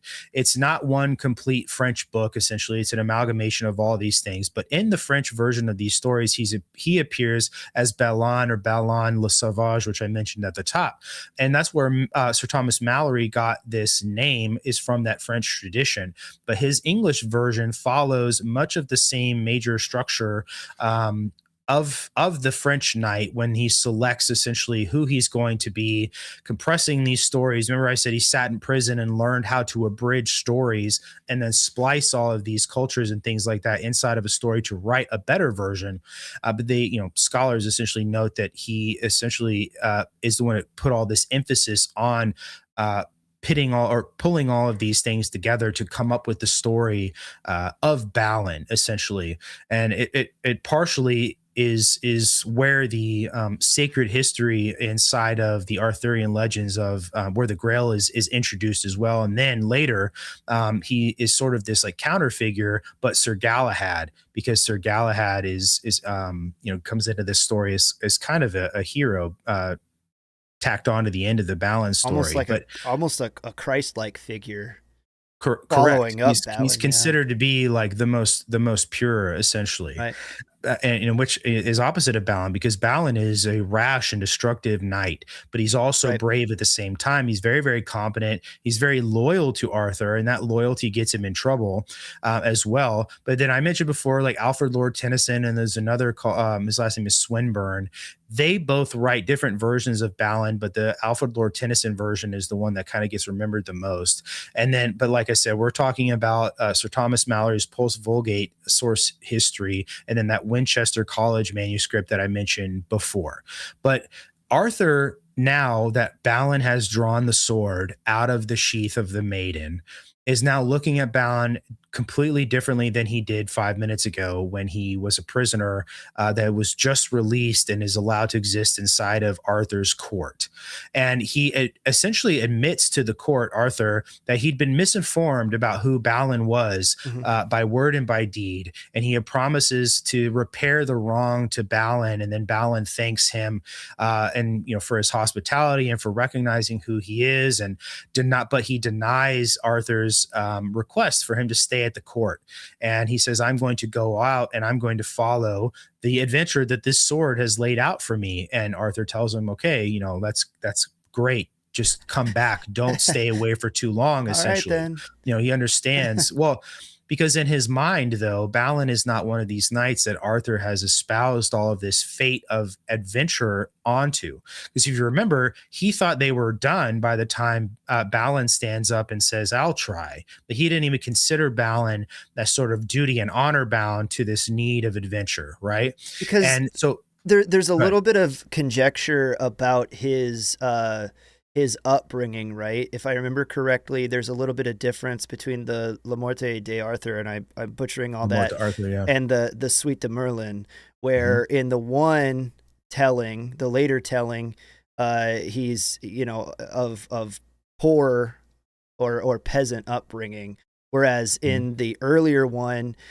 he makes a very small reference to "I was richer once." Like maybe suggesting that he had actually been disinherited. Well, right? If you remember when I said that he's a man of passing good, that he is of gentle birth, meaning that both from his mother and father's side, he was born of nobility. So he would have grown up with a silver spoon. He just, through his behavior, wound up in prison. Right. So, yeah, he did come from greater means, essentially, to fall into where he was. And this is sort of, like the beginning of his redemption arc, but he doesn't really accomplish that redemption arc at all. Right. Almost in stark contrast to like the later Parzival, right, whose entire story is one of attaining spiritual wisdom and learning compassion and bettering himself into that truly spiritually chivalrous man. Balin represents just a complete and total like flat line. Like this is how he starts, and he ends in the exact same place, a victim of the exact same psychological deficits or really sin, the sin of kind of pride. And he maintains that trajectory the entirety of the way through. the narrative. Yeah. He sort of sees himself as this person who can accomplish justice on his own, is one of the main faults that he has. And I'm actually about to start talking about that specifically because almost all of his acts, the wrong things he does, are in the wrong place Right. every single time, Or right? correct. And well, what do you mean? I said right, and then I was like, no, correct, because you said in the wrong place. Yeah. Right. I wasn't Got you. correcting you. No, you're good. Yeah. Yeah, no worries. So like I said, at this point, basically Arthur and Balin have reconciled the differences they had that put Balin in jail. But before he could leave, another woman shows up at Arthur's hall, and this is the Lady of the Lake. And she's very famous, obviously. Arthur owes her a debt because she's the one who gave Arthur Excalibur, the famous sword, and he promises her, for an exchange for Excalibur, to grant whatever gift she should ever ask, right? And she's come now, this instant, to collect the gift. And she essentially wants the head of the knight who drew the sword. And this is where that this whole thing about the sword, you realize, was a ploy the whole time by the Lady of the Lake. Okay, it was a bewitched sword. It was intent on being only drawn by Balin the whole time. But she asked for his head or the head of the woman who brought the sword to them, and she says she would gladly take both if he would give them to her. Yep. And her accusation essentially is that Balin killed her brother, whom she calls a good knight and a true man. And she also says that the sword damsel, the girl who brought the sword, caused the death of her father. And because he's in court, Arthur refuses to give her the request because you're not supposed to commit murder or kill people in court. And that whatever he promised, he says essentially he can't grant either death while they're preserving worship at the time or then commune inside the court. And he tells her that she needs to ask for something else, and she refuses to ask for anything else. And now that Balin is listening to this and he knows who she is, this is the woman he's been looking for the last 3 years. He accuses her of causing his mother to be burned through enchantment. And he says that she also destroyed all these other good knights that came from his side. And so now there are 2 different accusations before Arthur. The Lady of the Lake saying essentially that, Balin killed her father, and that the Lady of the Lake burned his mother alive. And Arthur is essentially confronted with these very grotesque accusations and doesn't want to judge either of them because of what's going on. I mean, it's a lot of information to get all of it at once, right? His magical sword strolls into court and he can't pull it out. And then the prisoner is able to. And now the Lady of the Lake is back and wants his head. And also the chick who just walked into the right. So it's like all this, oh my God, like what's going on? But before Arthur says anything or does anything or passes judgment or anything like that, Balin walks across the hall. Yep. He tells the Lady of the Lake that because she wanted his head, he's going to cut her head off, and then cuts the head off the Lady of the Lake in front of Arthur. Yep. And that, Arthur says, whatever that lady may have done, Balin's act of cutting her head off violates all of the precedent of Arthur's court, any sort of virtue and honor and order that Arthur is trying to establish, not just at court, but in the land surrounding the court, that she had entered underneath the king's safe conduct, which is part of that honor code. She's in his court. He's responsible for her safety. Arthur also owed her a debt. Even, the accusation essentially hadn't been tried in court, he says, and by court, he means his court. He also didn't refuse. He just refused to kill him for her as well. And that Balin had taken on the act of being, private executioner and passing his own judgment, essentially, even though Arthur was supposed to be the person to maintain peace in court. Very, very grievous act that he did. Yes. It was an insult to Arthur's crown, and he banishes Balin from court. Okay. Which kind of becomes this guy's signature move. To act without thinking. 100%. That's the whole point, right? Right.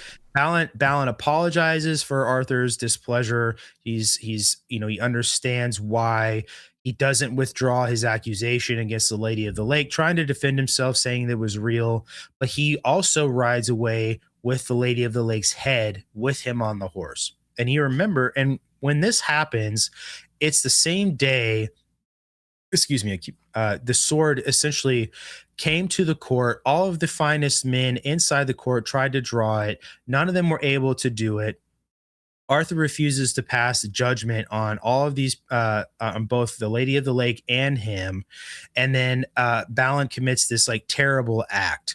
And because Balin has now done this and set on his course, right, fate, all of this stuff, that he meets Merlin to explain essentially what he's going to have to do and why the sword damsel brought the sword to Camelot. That she had loved another knight, and her own brother killed that knight in fair combat. So basically meaning that they'd agreed to a duel or there was some sort of event where they fought for one another, and that she had gone to Lady Lyle of Avalon looking for revenge, who was the sword maiden. And that Lady Lyle gave her the sword and told her that only one of the finest knights would be able to pull it out. Obviously, the one who drew it out would eventually kill the brother with it, and that essentially this proves that Balin is somebody who was tied to fate, even though Arthur did not think so. And that Merlin tells him again, that this blade is going to destroy you. It's going to cost you the greatest loss of your life. And that, nobody in their own prowess or ego or whatever is going to, on the path to avoid your fate, you are going to meet your fate essentially. Right. And he doesn't know what end that'll lead to, right? Even the wise cannot know all ends, but that it surely will lead to his destruction. And now he's completely and totally tied to it no matter what he does because of his rash decisions. That's one of the deeper conversations that I want to have, and it'll probably end up waiting till part 4. But kind of one of the themes that I saw flesh out of this is that fate versus free will, because there seems to be a lot of emphasis on fate in here. And this is one of the other areas where I think that Balin does kind of represent an imperfect mirror of, say, like Judas Iscariot from the Bible, where both of these guys are prophesied to about this horrific fate that they have, a thing that they're going to get ready to do, which sets up divine intervention in both cases further on. So necessary things that had to happen for divine intervention to come.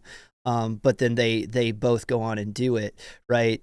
Judas, when Jesus looks at him at the Last Supper, obviously is the prophesying moment, and he says, "What thou must do quickly." And Judas obviously leaves and goes and betrays the Christ. And then here with Balin, whereas if you don't give this sword back, it will be your undoing. And he, through pride, decides to keep it anyway. And then now he's launched out on his journeys based on this decision that he made. So like the question, and I'm sure we'll come back to it, that's been gnawing at me is like, are these guys victims of fate, or is this God's ultimate foreknowledge, which is a thing that Christian theologians have been wrestling with for centuries, right? But I think that it does a good job laying that out, again, in a narrative format. Well, it's probably too in the sense that Balin thinks he's bigger than the fate tied to the sword, because he hears the warning and thinks the point is that he was able to draw the sword and that therefore he must be good, not thinking that just because it's like Ian Malcolm, right? Just because you can doesn't mean you should. And that he sees the meaning as this selfish meaning of having the ability to do this, not that the greater meaning is tied to the actual fate of the sword. He sort of sees himself as bigger than that. And obviously he's not. And that again ties into later where he goes, and now can I get to that? I want to like, I don't want to accidentally steal your thunder again. At every point he sees himself as bigger than what's going on around him. Or he, because of his selfishness, he's like kind of blinded by some of his own decisions, that he puts himself in spots that he thinks he's doing the right thing, or he's just defending himself, and ends up making these terrible decisions and desecrating things the whole time.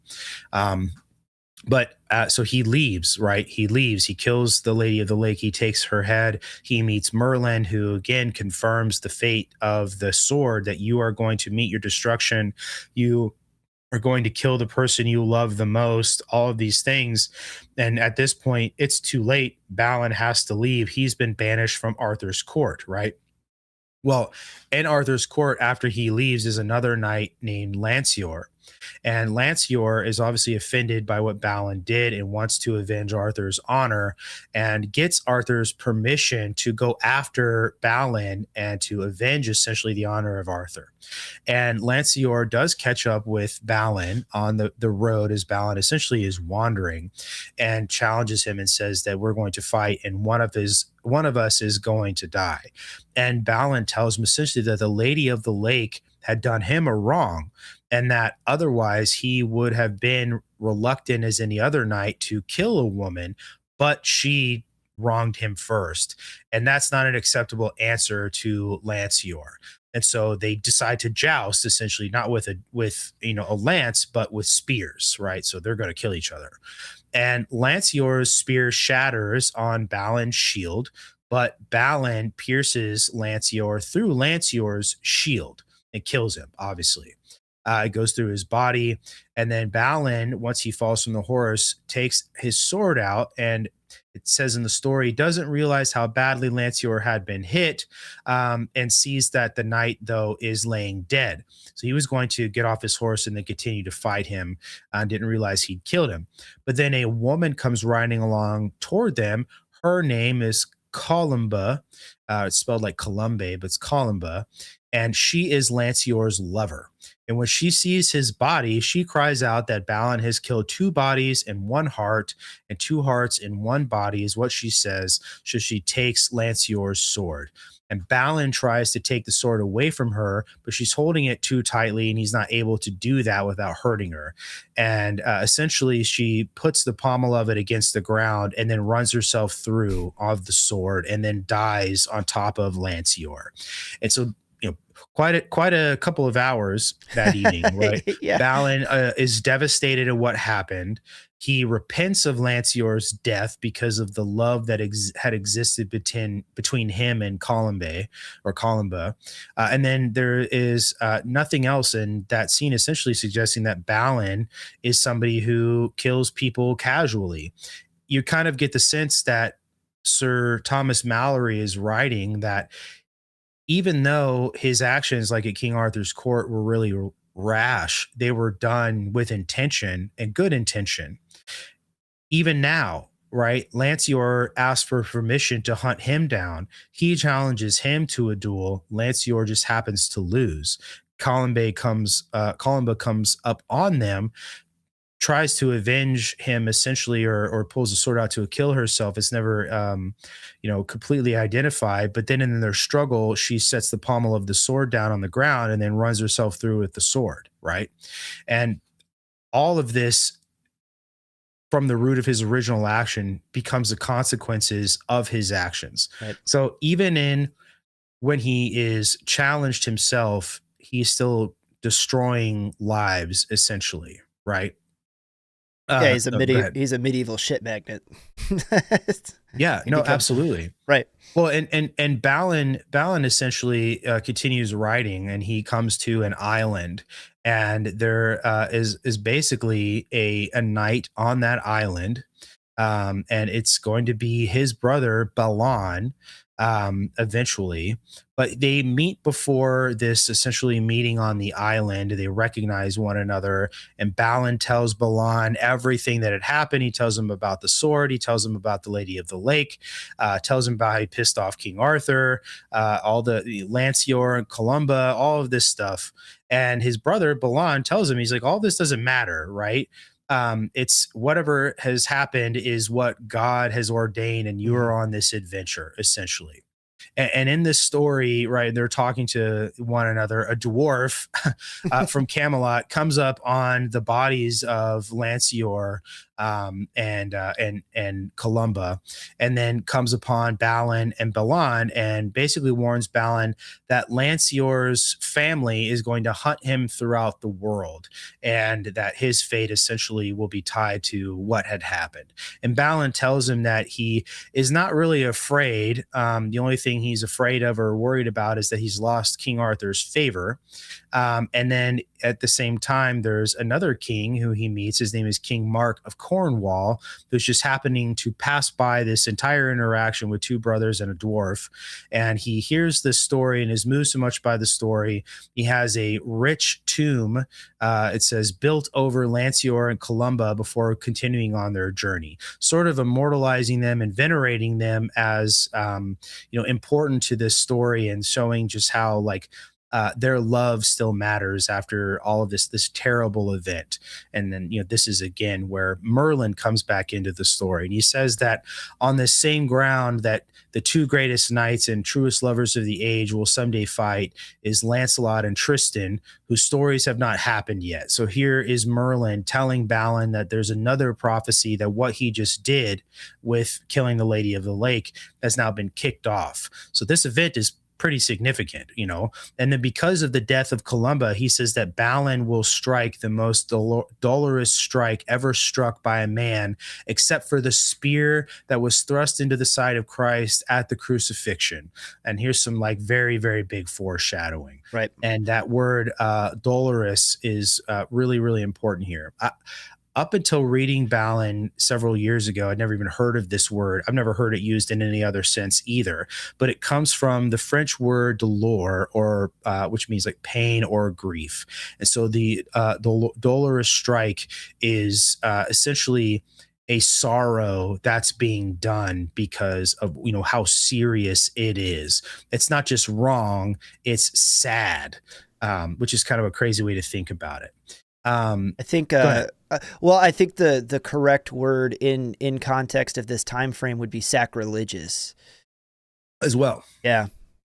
And it is very interesting that, again, through the allegory of the writer, and then also used by the monastic order of the time in order to impart these lessons from it, that they use the same venerated relic in the Spear of Destiny, or the Spear of Longinus, to, pun intended here, drive that point home so hard to the audience, right? Yeah, the original meaning is the sadness that comes from the act, essentially, and the desecration that comes from it. And then Merlin goes on to reaffirm the point of the sword again to him, that because of what Balin had done, he is going to kill the person that he loves the most. And I guess Balin doesn't take it very seriously, because he cannot imagine himself doing what Merlin is describing. I guess probably assuming that, what he's, in killing this person, it will be done intentionally, right, and with full knowledge of what he's doing.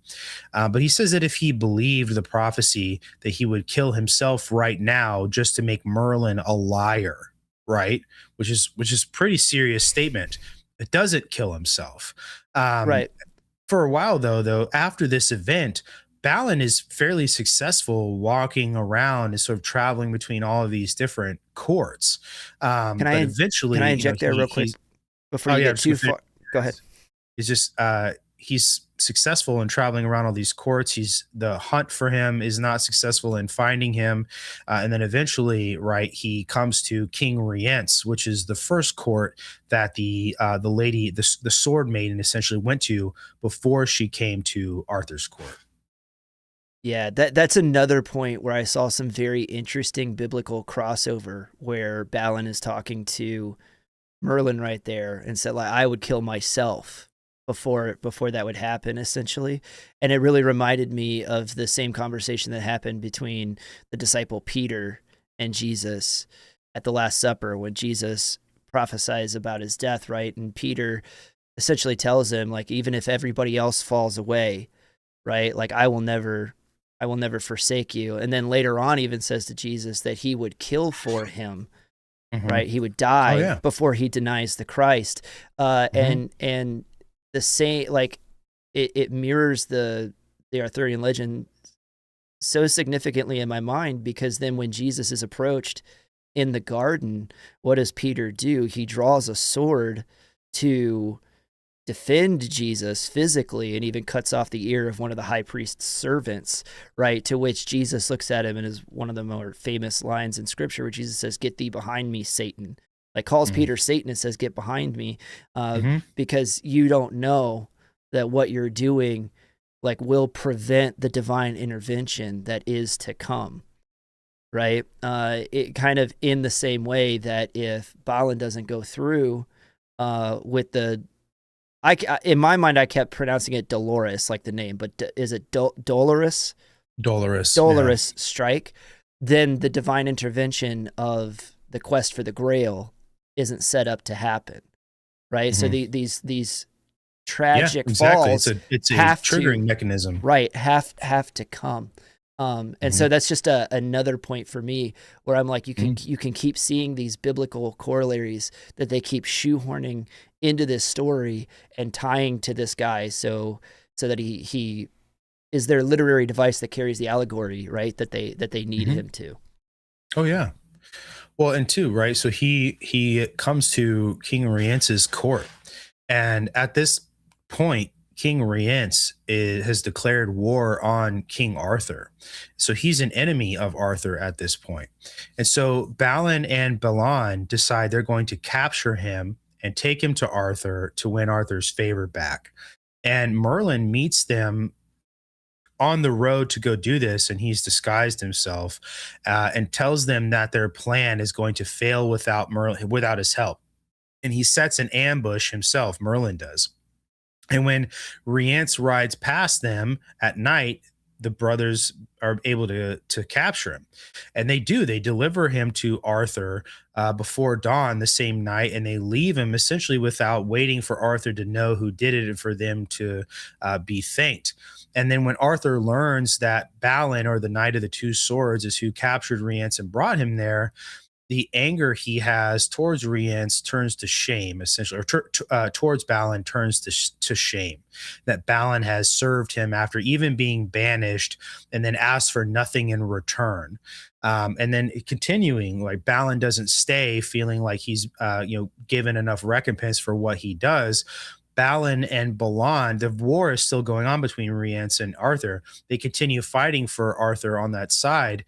That essentially these guys become like living legends, Balin and Balan, in this war, and that how great of warriors they are sort of makes its way back to Arthur as legend itself, and he declares them the best knights he's ever seen, essentially. And during this war, there are 12 kings who die on Rience's side, but Arthur does them honor, it says in the story, by burying them with extraordinary ceremony essentially in the art of the iconography surrounding this mass, I guess you could say, like ceremonial funerals. There's these kings are being interred by holding burning tapers. There's an image of Arthur himself standing there with them, drawing a sword. So it's like this very, very proper way of showing respect, which kind of just shows you the juxtaposition to Arthur doing these things to an enemy versus what Balin had done at the beginning of the story to an enemy. And at the funeral, essentially, Merlin is present there to remind Balin again that he is still on the path of this fate, that something bad is going to happen, and says that, even after he's dead, after Merlin's dead, that the adventures of the Grail will continue, and that Balin will strike the Dolorous Strike, and that great vengeance will come from this. So he's just like always there to remind Balin that you done fucked up, Aaron, and something bad is going to happen from this. But Balin, of course, continues and doesn't doubt himself, and sort of just like feels rejuvenated by the fact that he's won Arthur's admiration back for what happened. And then within a few days, Arthur becomes sick and they're traveling back from these battles, and he has to like pitch his court in a tent or a yurt or whatever you want to call it, so he can rest because he's too sick to continue traveling on. And then that night he pitches his tent, he's unable to sleep. he hears a horse pass by. He hears a knight, meaning like he hears his armor, and hears this knight openly like crying in the darkness. And Arthur calls out to this person, ask what happened. And the knight says that Arthur cannot help him, and then continues to ride on. And Balin comes later to check on Arthur, and Arthur asks him essentially, can you go and track down the knight I heard crying and bring him back to me? He says, by either persuasion or by force if necessary, so that I may hear what had happened to him. And so Balin does. He rides out and he catches this guy in the forest, and this guy in the forest, this knight is also riding with a woman. And the knight refuses to return with him, and he asks Balin a very specific question. He says, if I go with you, will you be my warrant? Meaning, will you sort of like answer for my safety? Will you vouch for me if I return? And Balin says that yes, he would, and that if any harm comes to him inside of Arthur's court, Balin will make sure that he atones for it with his own death. So they turn back toward King Arthur's mobile court, as it were. And then before they even reach the tent, this guy is killed by a spear that just flies through the air. They don't see where it comes from. Basically, it's an invisible knight who has the ability of magic. And this spear kills this knight. And then Balin feels like, because he had just given word to this guy that he wouldn't harm wouldn't come to him, he offers to die in this guy's place, and then is hit again by somebody else who basically knocks him out. And then later, Balin is going to learn essentially that this guy's name is Sir Hurluse or whatever. I feel bad butchering these names, but Sir Hurluse is kind of how I think to pronounce this. But the guy that died under Balin's protection was a knight named Sir Garlon, and the knight who is invisible. And so Hurluse gives Balin his horse, tells him to return the woman he's riding with, and then continue on his quests, and then asks him to avenge the murderer when the opportunity comes. And then Balin vows essentially to continue with knighthood, and that he will avenge Hurluse, and that he basically will go after Garlon and hunt him down and all of these things. And then the damsel, the maiden he was riding with, takes the spear that killed the knight, and then she takes it away from there with her and keeps it as like a memento. It's like this big to-do inside the story. And then the invisible knight kills another knight named Sir Perrin de Montbolier when he was coming back from a hunt. And then again, Balin hears that another knight has been killed by this invisible knight. He really takes it very, very hard, and vows to avenge the death of another knight. And then again, Sir Garland kills another knight. And so like this continues happening, and Balin essentially has, every time somebody dies, he makes this like oath to himself and oath to other people around him that he's going to protect these people and the knights around him. And he keeps failing every single time. And he like takes this very, very personally. And he views essentially Garland as taking away his strength, which he sees as like his ability to protect people. And that he, as this person who just won these wars for Arthur and defeated all these people and defeated the best knights around him, that he's sort of been rendered useless. And it's just like a very big mental blow for Balin. And I think is like, it's mentioned as a way to contribute to the mental state, I guess, he's in as this is going to lay out, right? And Balin and this damsel continue until on their path until they reach another castle. And then Balin goes through the gate, and then he is basically there trapped inside of the castle. He's there. He can't leave. He draws his sword, feeling like he's basically being trapped because they're going to kill him. And the knights that are inside the castle refuse to fight him. And they tell him that they're just maintaining the customs of the castle. Their lady has been sick for many years. She can't be healed unless a silver dish is filled with blood from a clean maiden who is the daughter of a king. So every time a woman passes through the castle, she has to give blood. And Balin essentially only allows the woman traveling with him to give blood, or basically the amount of blood that she's able to give. Says that he won't let them kill her, and she does. It's not able to heal the lady, and in the morning, the two of them are allowed to leave. But essentially, you learn later in the story that Parsifal's sister will someday come to this castle, and that it's actually her blood who will accomplish in healing this woman, but that she is going to die in the process of giving her blood for this woman. And this is like the first time you see where Parsifal's quest is tied to Balin, and why these two things are linked essentially, with the spear, and then as well like some of these relics of Christ, and then the Grail. Does that make sense? And then like the healing blood, right? Yeah, absolutely. I need to go back and correct the record on one thing that I said. When Jesus spoke to Peter and said, "Get behind me, Satan," that actually happens prior to him entering Jerusalem for the Holy Week, because Peter was trying to dissuade Jesus from going to Jerusalem, where he had already prophesied that he would be killed. So it's same context, that Peter was still trying to keep the necessary divine intervention from happening, but Jesus says that to him. What he says to him in the garden when he draws his sword is the famous, "Don't you know that those who live by the sword die by the sword," which is another strong corollary back to Balin, which is ultimately how he ends up. But I did have a question for you as you were talking about kind of the interesting kind of nemesis relationship that Garlon develops with Balin. Would you think that the word impotent is appropriate to use there, that he almost renders Balin impotent of being able to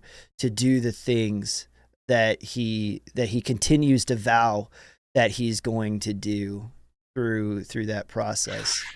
Yeah, I mean, I think he sort of like nullifies him in a way, but it's also one of these things where like Balin is bound by this honor culture inside of Arthur's court. Does he necessarily have to act on behalf of these knights? Like, no.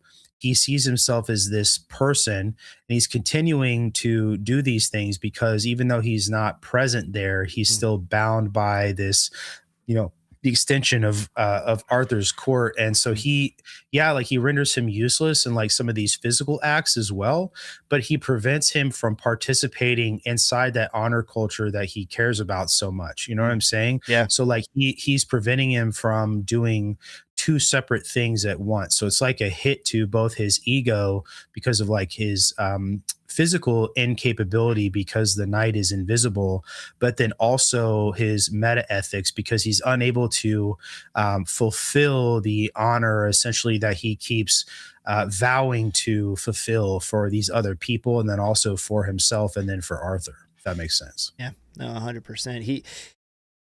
He quite literally becomes that barrier, and it does drive Balin on into more necessary encounters later on, of course. But yeah, I do find in keeping with the theme, it's kind of superficial to say don't judge a book by its cover. I think a deeper way to say that is like true identity and worth come from inside of a man's soul. You see this mirrored a little bit later on in the confrontation with him and his brother, but I don't want to get too far away down the line too fast. But the fact that Garland's magic ability is that his very person, anything that you would be able to judge about him, is concealed. So that's like renders him unable to be judged or seen, and it really sticks with that theme, which I found to be interesting. It's a lot deeper than just like, oh, and he's invisible. It's like, well, why did they choose that one? They could have made him, it's like if you're talking about superpowers, they could have made him super strong, or they could have made him like invulnerable. But no, it was invisibility, and I think it's very allegorically important to the story. Right. Yeah. No, that's a good point about him being invisible. Trying to remember where I was. So Balin and then the damsel, the one who he lets give blood, essentially, which sort of ties this castle into the later Parsifal story. They leave and they are invited into the home of what it just describes as a prosperous gentleman.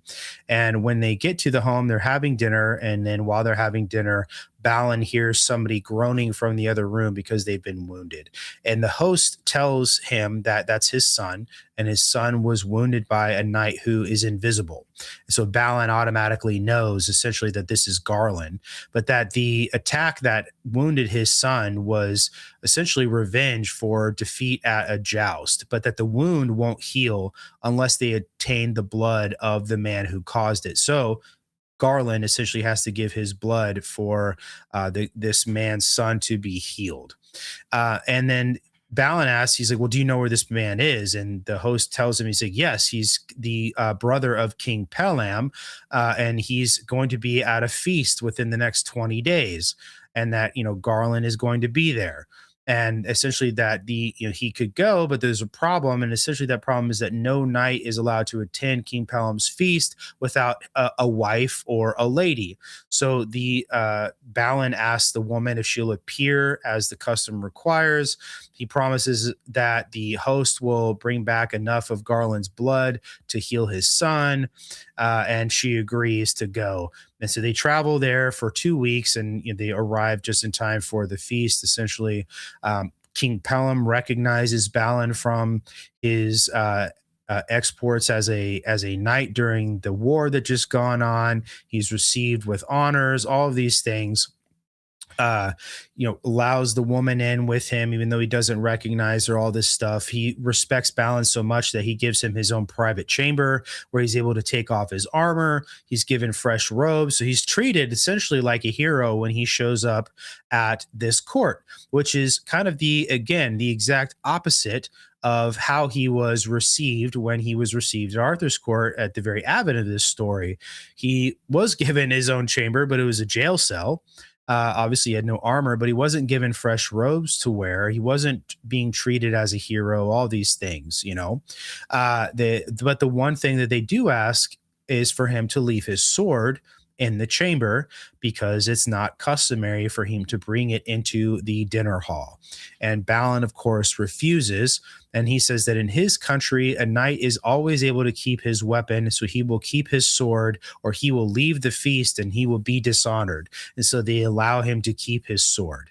And so that's kind of a lie. He can take the sword or can leave the sword if he wants.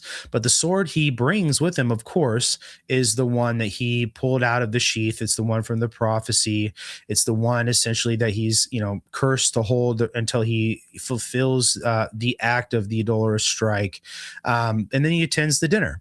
And he's sitting there at the dinner. He's basically trying to identify who in the crowd is Garland. And he tries to ask a couple of people, quietly if they know who Garland is. A few people say no. He even gets the woman to try to ask if she can ask some of the other people who Garland is. And eventually he asks a knight who points at the head of the table and says that there he is. He's the most marvelous knight living. He is able to ride invisible and destroys good men while they cannot see him. Well, Balin, of course, immediately knows that he's going to kill this guy, watches him for a long time, and then, gets up. And basically when he gets up, Garland notices who he is and then starts staring at Balin. So Balin walks across the hall, confronts Garland. Balin tells him that, this is not the first insult that Garland has given him, explains all these other knights, essentially about all these other knights that he's killed and how he's there to avenge this guy. The damsel that he brought, if you remember, is the one that was with Sir Hurleus. So he asks her to bring the broken spear that pierced Sir Hurleus, and he brings it. She brings it to him, and he basically uses that spear to kill Sir Garland. And basically saying, you killed a good knight, and now with this spear, and now it's stuck in your carcass, is what he says. And so in his mind, this is justice, right? This like act of vigilantism in a way, and then using this spear that this guy used to kill him is that, again, this is where Balin is taking justice into his own hands. And then he calls out, obviously, to King Pellam, and it says that he's basically going to take the blood from his brother so he can return to his original host and heal his son. Well, Balin as well. There are two things that can be true at the same time here. Garland murdered people who couldn't see him coming, which obviously, is a dishonorable thing. It's not fair. And then also Balin again has broken the customs of a court, Right. and killed a man inside of it. And then this time it just so happens to be the king's brother inside the king's court. It's not the Lady of the Lake who he owns a debt to. It's literally the king. And King Pelham essentially is enraged by what happens, and he swears right in the middle of the hall that he's going to avenge his brother, that no one is going to prevent this from happening. And then he starts coming at Balin with his sword, and Balin raises his sword, and the weapon that King Pelham comes out, or the sword he comes out with him, is so heavy essentially that it breaks the sword. So now Balin is weaponless inside of this castle, having to run from King Pelham, and he's running from room to room throughout, the castle, looking for a weapon to defend himself. He realizes that there's no swords or no axes or no spears anywhere around this castle, not realizing that he's sitting inside of a castle that's housing sacrament, right? Doesn't, and that's why there are all these rules inside of it. And he finally enters a room. The room is not like any of the other rooms. It's described as rich and beautifully kept. There's a bed inside the room that's covered in cloth of gold. Somebody is laying inside the bed. Besides the bed, it describes that there's a table of clean gold supported by 4 silver pillars, and on that table is a spear. And that Balin has no idea what that spear is. When he runs into the room, he just sees it essentially as the first weapon he found to defend himself. So he picks this spear up and he stabs King Pelham with it, and Pelham falls unconscious. And as he falls, the castle collapses around them. The roof and the walls come down. It traps them inside of it. And just at the same time as this castle is coming apart, all of the 3 kingdoms surrounding the castle are laid to waste at the same time. So all the crops are destroyed. People are killed. They die. The land itself becomes infertile. It's not able to grow food for these people. And that is the Dolorous Strike. That Balin essentially is committed. He has desecrated one of the most holy relics in Christendom. Right. And he's trapped underneath the wreckage of this castle again for 3 days, right? So he's entombed underneath this castle for 3 days before he is recovered by Merlin. And when Merlin gets Balin out, he gives him a horse and he tells him to leave immediately, right away from this dead country, he says. And Balin asks about the girl that he came there with. Merlin points out to where she's dead inside the wreckage. He explains essentially that, this is Balin's fault. And then it tells him what he did to get him to understand the gravity of what he just did. And then he explains that the body that was lying in the gold sheets was Joseph of Arimathea, who came into the land of Britain by carrying part of the blood of Christ, and so he brought the blood of Christ to Great Britain. That the spear was the spear of Longinus, who was the soldier that pierced the side of Christ. And later, obviously, this is it's not actually mentioned specifically. That's like a later aspect that's added to the gospel, like by name, I guess. But King Pelham is considered of Joseph's genealogy, like that Joseph specifically, and that he's now the most worshipful man living. And he essentially, because of this and because of what Balin did with the spear of Longinus, is that he's going to remain grievously wounded for years. He will not heal by what happened, and he will only be healed essentially when another knight heals him, returning from the quest of the Sangreal, or the Holy Blood, or the Grail.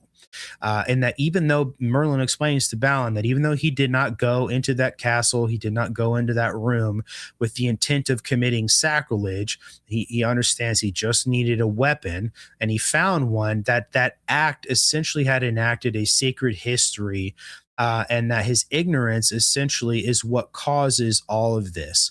And Merlin tells him, he's like, you must leave now, that you and I will never meet again. And basically that he's too far into this, and that every bit of this story, minus him killing the person he loves the most, has been fulfilled, and they've all been fulfilled because have all happened in Balin's pursuit of trying to take justice into his own hands. Yeah, and this is like one of the most interesting points of this entire story to me is that Balin is essentially unable to recognize the divine right in front of him, right? Which is the biggest flaw in his character. I mean, he really is a one-dimensional character because of the meaning and the allegory that he's supposed to carry to the reader, right? I talked earlier about how he doesn't really have any character development. He's just a very flat line. But I find a lot of correlation to pull out of that that can even be very meaningful to us today.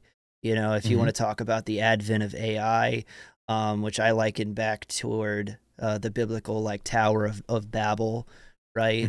If left to their own devices, nothing will be unattainable to them, and language was confused so that the peoples would disperse, and now we've basically kind of recreated a digital version of that tower through LLMs and basically being able to all or differing languages not keeping human beings from combining knowledge ever again, right? So whether or not you want to talk about like the rise of AI, or if you want to talk about our forays into space, and we're talking about putting, you know, power plants essentially on the moon. You want to talk about our colonization, right, and aspirations to go to other planets. If you want to talk about like our burgeoning technology in energy with nuclear energy and advances in medical science to the point of almost being able to, I mean, we have cloned animals, right? But getting close to cloning human beings, or whatever you want to, or whatever example you want to pull, right? That shows that mankind is clawing ever closer to these divine, what would have been seen at any other point in history as divine-like powers, right? We are completely unable, on average, across the societies of the earth, unable to recognize the divine when it's in front of us. And you can see the destruction that it brings on Balin and everybody around him laid forth in that story so perfectly. And it's going to be the same for us now. You know, and I think that's the largest lesson that comes out of this story too.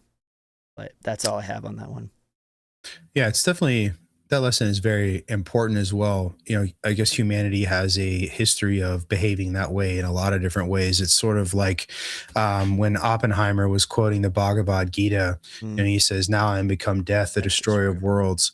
Yeah, he doesn't understand. It didn't really fully grasp what it is he was doing, you know, until he saw it happen, right?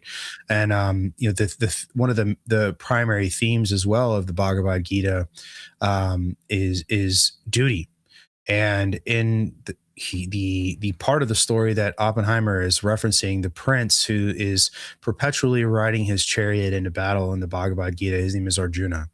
And you know, the Indian god essentially comes to him, and he tries to frighten him into doing his duty by showing him just how terrible he can be, you know, and it doesn't persuade him to alter course, basically, which is kind of the same theme here. You know, the fate is going to be terrible. Well, I'm going to do it anyway, you know, is this thing. So there's not just in the Western tradition, I guess, but in even inside like this, you know, this Eastern tradition, you know, I guess you could call it a religious text in a way. The Bhagavad Gita has this same theme throughout it, you know. And then in the live chat, Coltswalker brought up the Fisher King. That's exactly who I'm talking about, right? The Grail King essentially is King Pellam, but in some of the other stories, he's given other names like Peles. He's given the name of the Fisher King. He's given the name of the Maimed King. And so some of these names are kind of interchangeable with one another. They all do come from different sources, but they're referring to the same person. But the use of the name of King Pellam comes from Sir Thomas Malory's version, which I know you missed the first half of the show, Coltswalker, but that's why I'm using that version of the name. And then two, the second part of that is as well, the spear of Longinus continues to bleed inside the story. And this theme as well, it sits inside of Parsifal as well, and inside like the Grail mystery. And this is older than the post-Vulgate cycle that we're talking about, that uses Balin as the person who wounds the maimed king, right? So it's almost like the explanation for what happened is written in reverse based off of an older story, I guess, if that makes any sort of sense. But after, Merlin says, I'm never going to see you again, Balin leaves again, rides through all of this dead land and sees what he did. There's dead bodies all over the place. Somehow people know what Balin did, and they're cursing him as he's riding away. So he's having to deal with and confront the consequences of his actions the entire way by looking at it, by hearing it, all of this stuff. And he rides for 8 days, and he comes to a valley where there's a war horse that's tied to a tower, and there's another knight who's sitting there, and he's on the ground next to the horse, and he's crying. So Balin offers to help him, and this knight initially resents the fact that he's been interrupted crying, draws out his sword to kill himself, and then Balin is able to stop him from killing himself. He asks him what his name is, and then the knight introduces himself as Garnish of the Mount. He's a poor man's son who was raised into knighthood by a duke, and basically that he was pulled into knighthood by the duke because of how great he was, like his prowess, his fighting prowess, all of this stuff. And that Garnish loves the duke's daughter and thought that she loved him, and she'd promised to meet him, but she stood him up essentially. And that her castle is 6 miles away. And so Balin promises to help him find her. And so he rides to this castle looking for her. He searches the rooms of the castle. And then in a small garden beneath a laurel tree, Balin finds the woman sleeping with on another knight, basically, like sleeping in his arms. So he returns to Garnish and tells him that he found her, and he brings Garnish to the garden. And when Garnish sees them, essentially the blood bursts from his mouth and his nose, is what the story says. But he draws his sword and then cuts off both of their heads. So here we are again with the beheading theme of this story. And then he turns on Balin. And he says, if you wouldn't have shown me this, essentially my grief would have just passed. But now I've killed, what I love most in the world. So here again is the foreshadowing of the fate that Balin is going to meet. So Balin tells him, he says, I just wanted to restore your courage. I showed you what this woman was doing, that she was cheating on you. She's a liar. And I wanted to do this, for you, essentially to show you the truth. And, I thought that this would relieve you of this, grief that you had. And Garnish tells him that it failed and that it basically just doubled the grief that he had. And then he kills himself in front of Balin. So Balin just is constantly causing all of this strife and terrible, death around him, even when he thinks he's doing the right thing. And so this curse of the Dolorous Strike and then pulling the sword out earlier in the story has resulted, right, in all of this destruction. And Balin leaves basically and is now being accused of 3 deaths in one castle, referring to the woman this guy that Garnish was in love with, and then the knight that she was cheating on him with. Basically, this is that part of him being accused of these 3 deaths is inside the Malory story, but there's some other stories that tell this essentially where he's not accused of murdering them. So there's just like an inconsistency in the story as well. But later, 3 days later, again, here's the theme: Balin comes upon a cross, and written on the cross in gold is a warning that no knight is supposed to ride towards this castle off in the distance ahead. And while he's reading the cross, a gray-haired man appears to him, calls Balin by his name, and tells him that he has passed, the boundary essentially. And he says, "Turn back, and you're not supposed to be here." And then the old man disappears, and Balin hears a horn sound, like one really long, like horn blast. Essentially, it's like a hunting horn. He hears, and he thinks and assumes that somebody is blowing it because they killed an animal, and he says, "Oh well, this must not be because of where I am, and there's no obvious hunting ground. Then it must mean that this is the start of a hunt, and that I am the prize, and that I am not yet dead." So he like takes off and he heads towards the castle. What he comes to this castle essentially, where this castle, there's an island there. He meets a woman outside of the castle who explains that the customs of this place are essentially that no knight can pass through without jousting against the champion who lives on the island nearby. Balin basically says this is a stupid custom. She says that he has to participate in this, and he eventually agrees to do so. And she convinces him essentially to take off his old, battered, heavier, or old and battered shield, and offers him like a larger, better, heavier shield.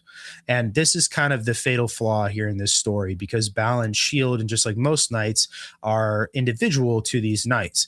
And Balin accepts, removes the sword, which would have, or the shield, which would have identified him to the other knight, rides out onto the island, and is met by a knight who he can't see who it is. The other knight is in entirely red armor. His horse is covered in the same color.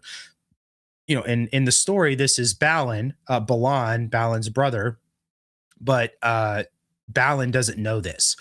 Balin sees that Balin has two swords, and then assumes that, basically that could be Balin, but then he sees that he's not carrying Balin's shield, and concludes essentially that this isn't his brother, and decides that he's going to fight this guy. And they have this massive fight where they both basically do mortal damage to one another, and they collapse on the ground. While they're laying there, Balin asks the name of the other knight, and is, basically avails him of how great of a fighter he was, and that until this day he had never found a knight who could match him in battle. And Balin says, "My name is Balin, brother unto the good knight Balin, brother unto the good knight Balin." And then Balin collapses and dies. And then Balin crawls towards him and takes off Balin's helmet, and then sees that his brother has died, and that Balin essentially, or passed out. And then when he's laying there with Balin dies. I know that's confusing because their names are very, very similar to one another. In my tired brain, I keep interchanging them. But when Balin comes to, Balin has died next to him. He sees that he's killed his own brother, and knows that essentially he has fulfilled the custom of the sword, or the curse of the sword, essentially. Right. And he's, killed the champion of the island, but he's going to die too. And that if Balin would have survived, he would have inherited the same position that Balin had as the champion of the island, but he doesn't. And so that's kind of, again, the lady of the tower comes down. She, asks, the townspeople what they're supposed to be do with the bodies. They agree to bury them together in the same tomb. They receive the same sacramental rites for dying together. Balin dies a little bit later than Balin, and then they're buried together essentially, and the prophecy is fulfilled. Yeah, and it brings up such an interesting, I don't know if thought experiment is the right way to say it, but it brings up such an interesting point, right, that I had sort of broached earlier about fate versus free will. And if you draw it all the way back to the point where Balin is offered the chance to draw the sword, and being one free of treason and treachery, he's able to do so, but then the lady asks for it back.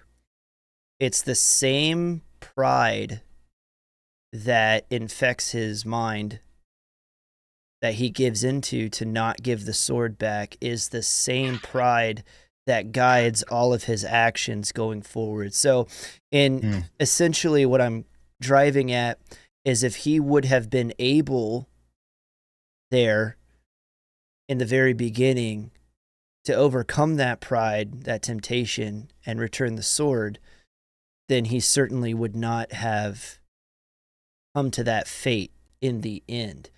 So was it truly the sword, right, that was cursed, is the question, or was that always the fate that he was going to find himself at because of the mind trap that he was in, to his own personal code of justice and his own prideful thinking that continued, that he, continued to make these choices down the, all the way down the line, if that makes sense. It does, and I can answer the question, because you were talking about, is the sword cursed? The sword is cursed specifically, and the sword is what's guiding these bad things happening, because it was bewitched. And so it's sort of like coupled with who Balin is as a person, but also this sword is not a good thing. It's been bewitched to carry out these acts, right? And so Merlin learns of what happens the next morning, comes to Balin and Balin's graves. The lady of the tower, the one who tells Balin he's got to fight Balin, says that, this is Balin's grave. I don't know the name of the stranger. I was never able to get it before he died on the island. Merlin knows who it is, so he writes Balin's name on the tomb in gold and says, here lies Balin le Sauvage, the Knight of the Two Swords, who struck the dolorous stroke. And then he identifies, obviously, by that who he is. But he doesn't let Balin remain buried with that sword. He removes it and replaces it with another sword, and then asks a nearby knight to handle the sword, but the knight is not able to. And so Merlin proclaims essentially that no man is able to handle this sword except the best knight in the world. And then he claims, it's either Lancelot or Galahad. And then he writes another prophecy on the sword and says that one day Lancelot will kill the man he loves best in the world. And then, in the story, that person is Gawain.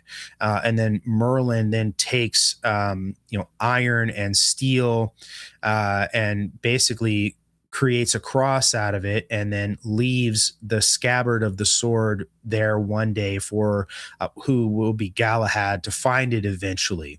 And he sets it up against this giant block of marble right next to the water, and basically pushes this into the water, and somehow this big ass thing of marble in the story and the sword float downstream until it reaches Camelot.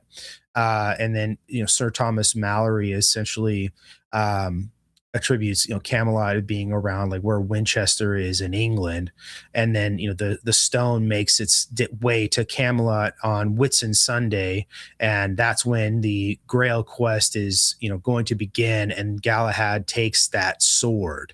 And so the sword is passed on essentially from night to night. Right? It passes from these worthy knights, but it has like an unfinished, I guess you could say, I don't want to say curse, but like unfinished fate with the sword per se, right? But it lives on past Balin. It's not buried with him. So it is the sword specifically. It's not just Balin. It's both of them, I guess, in the story, but the sword is just as relevant, I guess. It's not just like it's not just like a thing, I guess. Sure.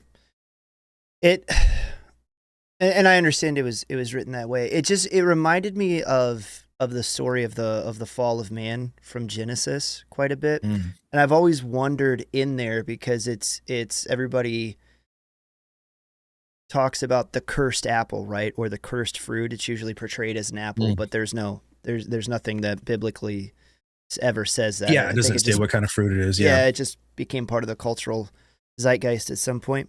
For But I've sure. always kind of wondered, uh, prior to the fall of man, Adam and Eve had never been faced with a choice that allowed them to sin from God Mm-hmm. before. It's Mm-hmm. only when Eve is tempted and that first choice comes in front of her that she's ever able to choose something that is disobedient to God, right? And the serpent famously tells her, because God knows that at what point that you eat of it, your eyes will be opened and you will be made like God, knowing both good and evil. So I've Mm-hmm. always kind of wondered is the was it the fruit that was actually cursed, or was it just coming to the realization that I can do a thing now that God doesn't like, and I Mm-hmm. chose to do that, and in so doing, that choice opened up now the entire realm of I can do things now that God doesn't like. I never had the Mm-hmm. ability to do that before. It was just an item that represented because God said, "Don't do that." Yeah, I think it's a stand-in for that decision, like Mm-hmm. because that decision has to have a tangible aspect of it, whether it Right. was an act. I mean, it is the act of eating the fruit. There could have been another act that didn't involve eating. It just was the vehicle for all of these things. Uh, you know, ye shall not eat it. Neither shall ye touch it. He says, and Right. they do that, and it's not the fruit, right? It's the decision and the going against the instruction that introduces the opposite side of that there's another side of living inside of God's grace completely, Right. or God's, the garden completely, and then realizing what's on the other side of that, basically, and learning that I guess you can do that, I suppose. Man, I feel like that concept in and of itself is worth thousands and thousands probably of books that people for over Yeah, time they for have sure. over time have written about it, like trying to understand what original sin is and all this other stuff. But you kind of wrap this up here, right? And Sir Thomas Malory's version of events, Merlin returns to King Arthur and tells him what happened. Tells him what Balin did to King Pelham, the maimed king, the Fisher King, that all of these kingdoms were laid to waste. And the other thing with this too, these kingdoms would continue to be laid waste, not just the king, right? The land and the king are tied together with this. The brothers, Balin and Balin, they're buried in the same grave. Arthur's really sad to learn about this. He says it's one of the greatest pities he's ever had concerning both of these knights. They were so great. They won these battles for him. They did honor for him, even though he'd banished them. Remember the shame that Arthur felt earlier when I talked about this, and the closing line for the story, is that thus endeth the tale of Balin and of Balan, two brethren born of Northumberland, both good knights. And even after all of this that goes on, he's still called a good knight. And I think that final judgment is because of that being the last sentence, right? It has to govern how you remember them inside the story, because he doesn't end it essentially, saying that the sword itself made the choice of choosing a fraud, like somebody who thought they were a good knight, or people thought were a good knight but wasn't. Like, he was a good knight, and by taking Balin's knighthood away from him that way, essentially, or by like turning the story into the punishment of a wicked man, right? That would have taken away from the point of the story. They remain good at the end, which is what makes the story so difficult to understand and then difficult to hear because of all the bad things that happen. Because Balin has all of these virtues. He's got courage, he Right. has loyalty, he has the ability to endure. He continues to wander around until he's able to fulfill these things. He has the willingness to serve. So, like, he's dutiful. All these things are all virtues outlined inside this story, but it doesn't change the fact that the Lady of the Lake is still dead, that Lancior and Columba are still dead. Hurlews and Perrin, both of these guys, they die. They die under Balin's protection. If you remember, these are the knights that he feels so bad about. The damsel he brings to the Fisher King's castle, she dies when the castle falls apart. The land around the castle is completely devastated. The livestock die, people die, you can't farm the land, all of these other things happen, and he's still good. So, like, you're not being told essentially to choose between Balin being a good knight and Balin just being this waste and leaving all of this death and destruction behind him. He's both of these things, and you're supposed to reason with, I think, that tension, essentially, that people deserve more than a simple verdict about who they are, and that to reduce it to like that sort of lesson basically would be taking away from it, if that makes sense. Kind of how I view that. Yeah, and I think Balin also represents all the virtues that you ascribe to him were all physical virtues for the most part, right? And so he represents what happens, obviously, when there is an imbalance between the physical and the spiritual, which harkens back to why he was unable to recognize the divine when he was in the same room with it, and in his haste,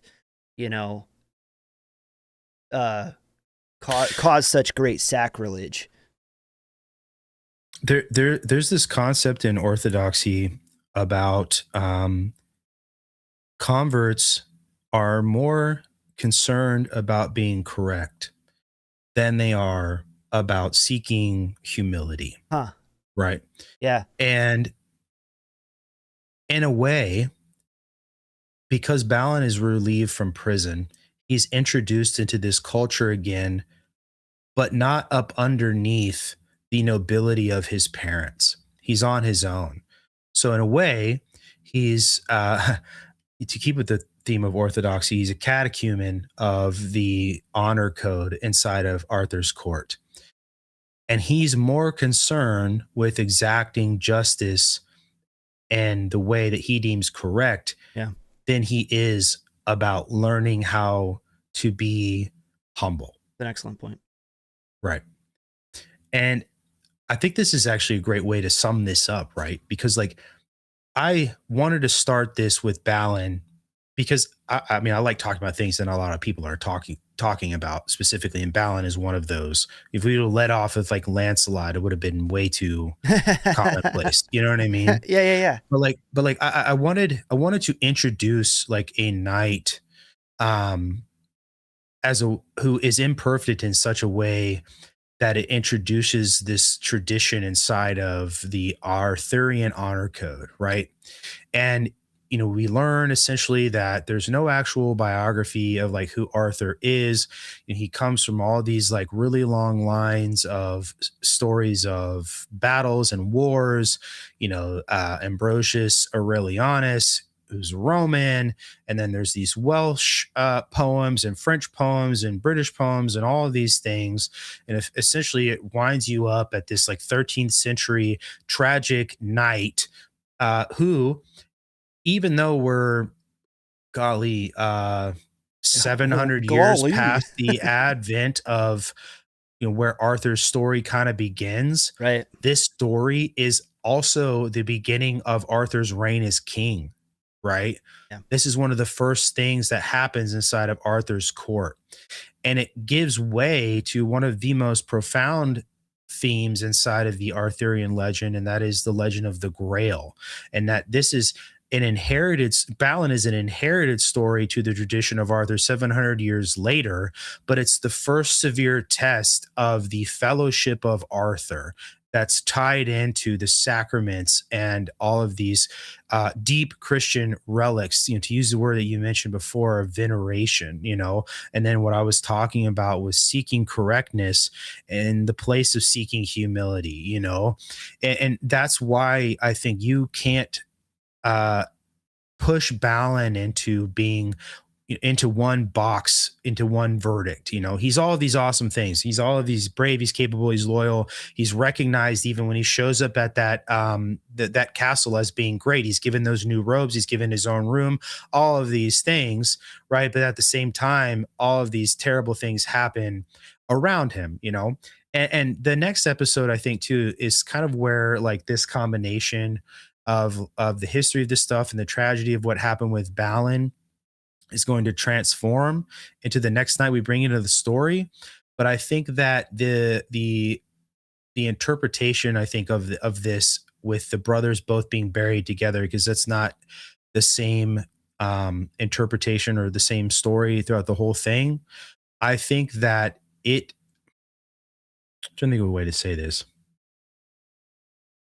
that even inside of the Arthurian legends, that the tragedies that happen inside of them, they are not worthless. They're still lessons. Does that make sense? Yeah, 100%. And it reminds me of the theology that God wastes not.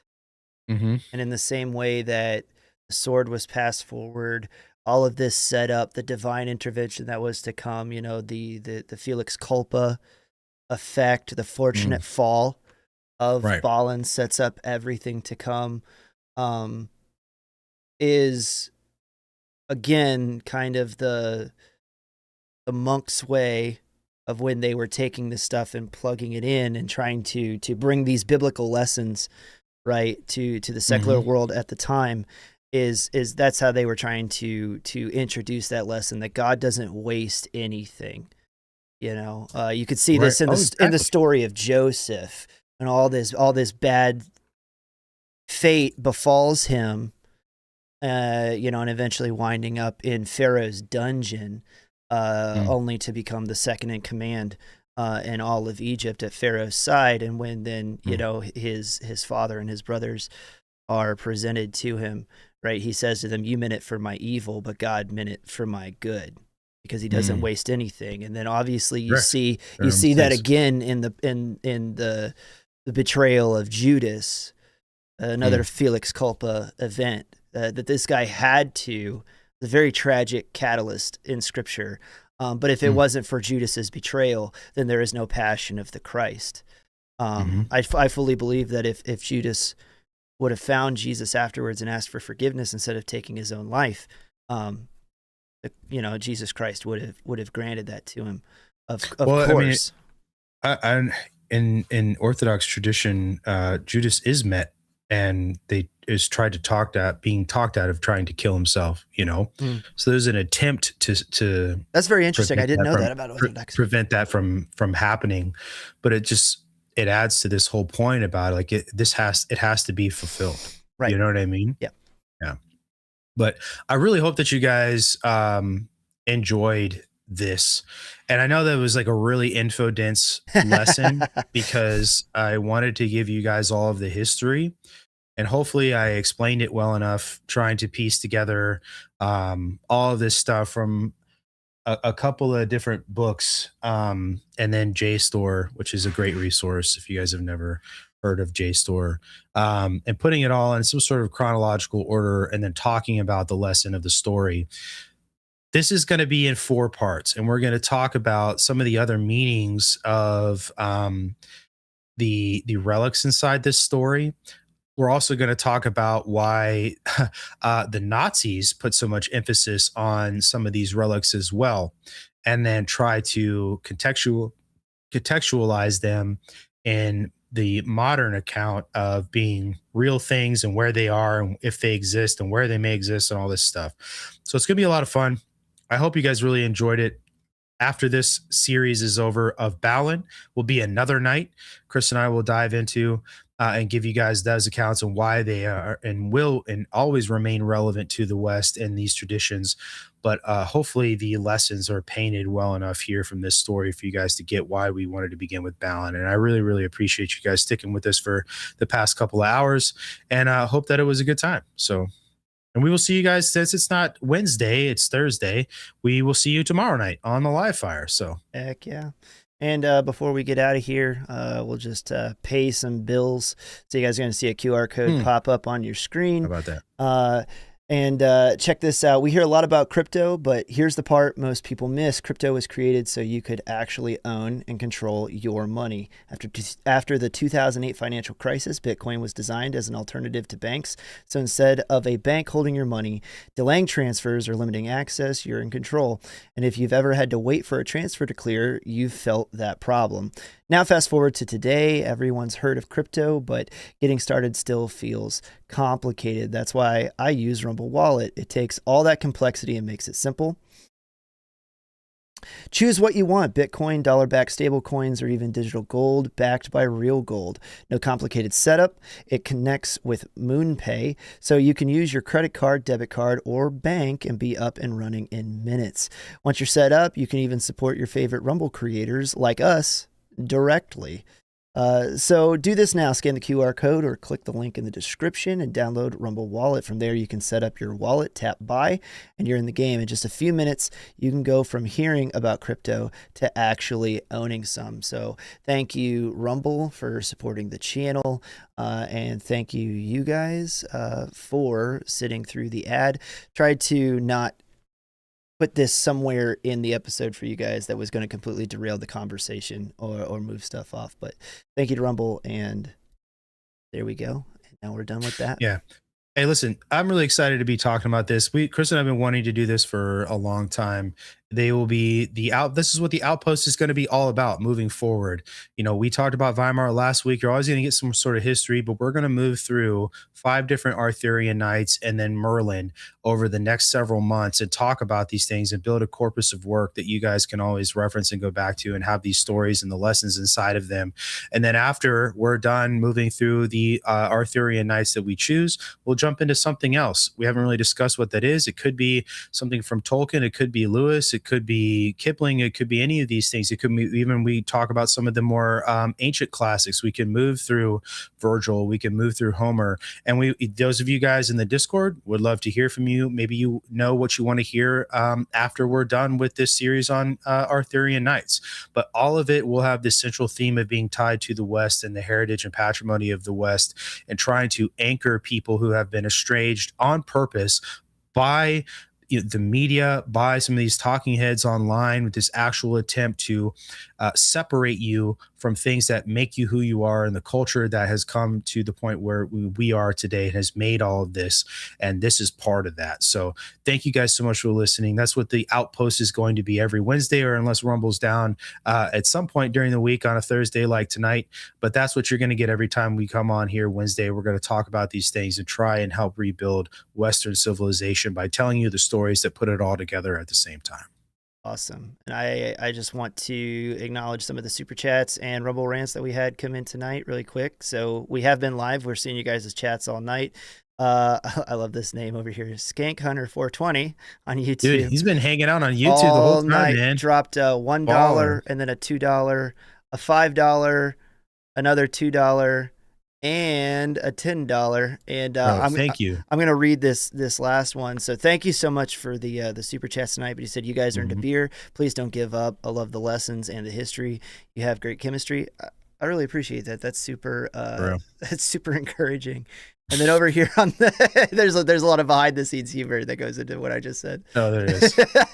And then trying to scroll back over here, JD Atkinson dropped $5 as a Rumble rant.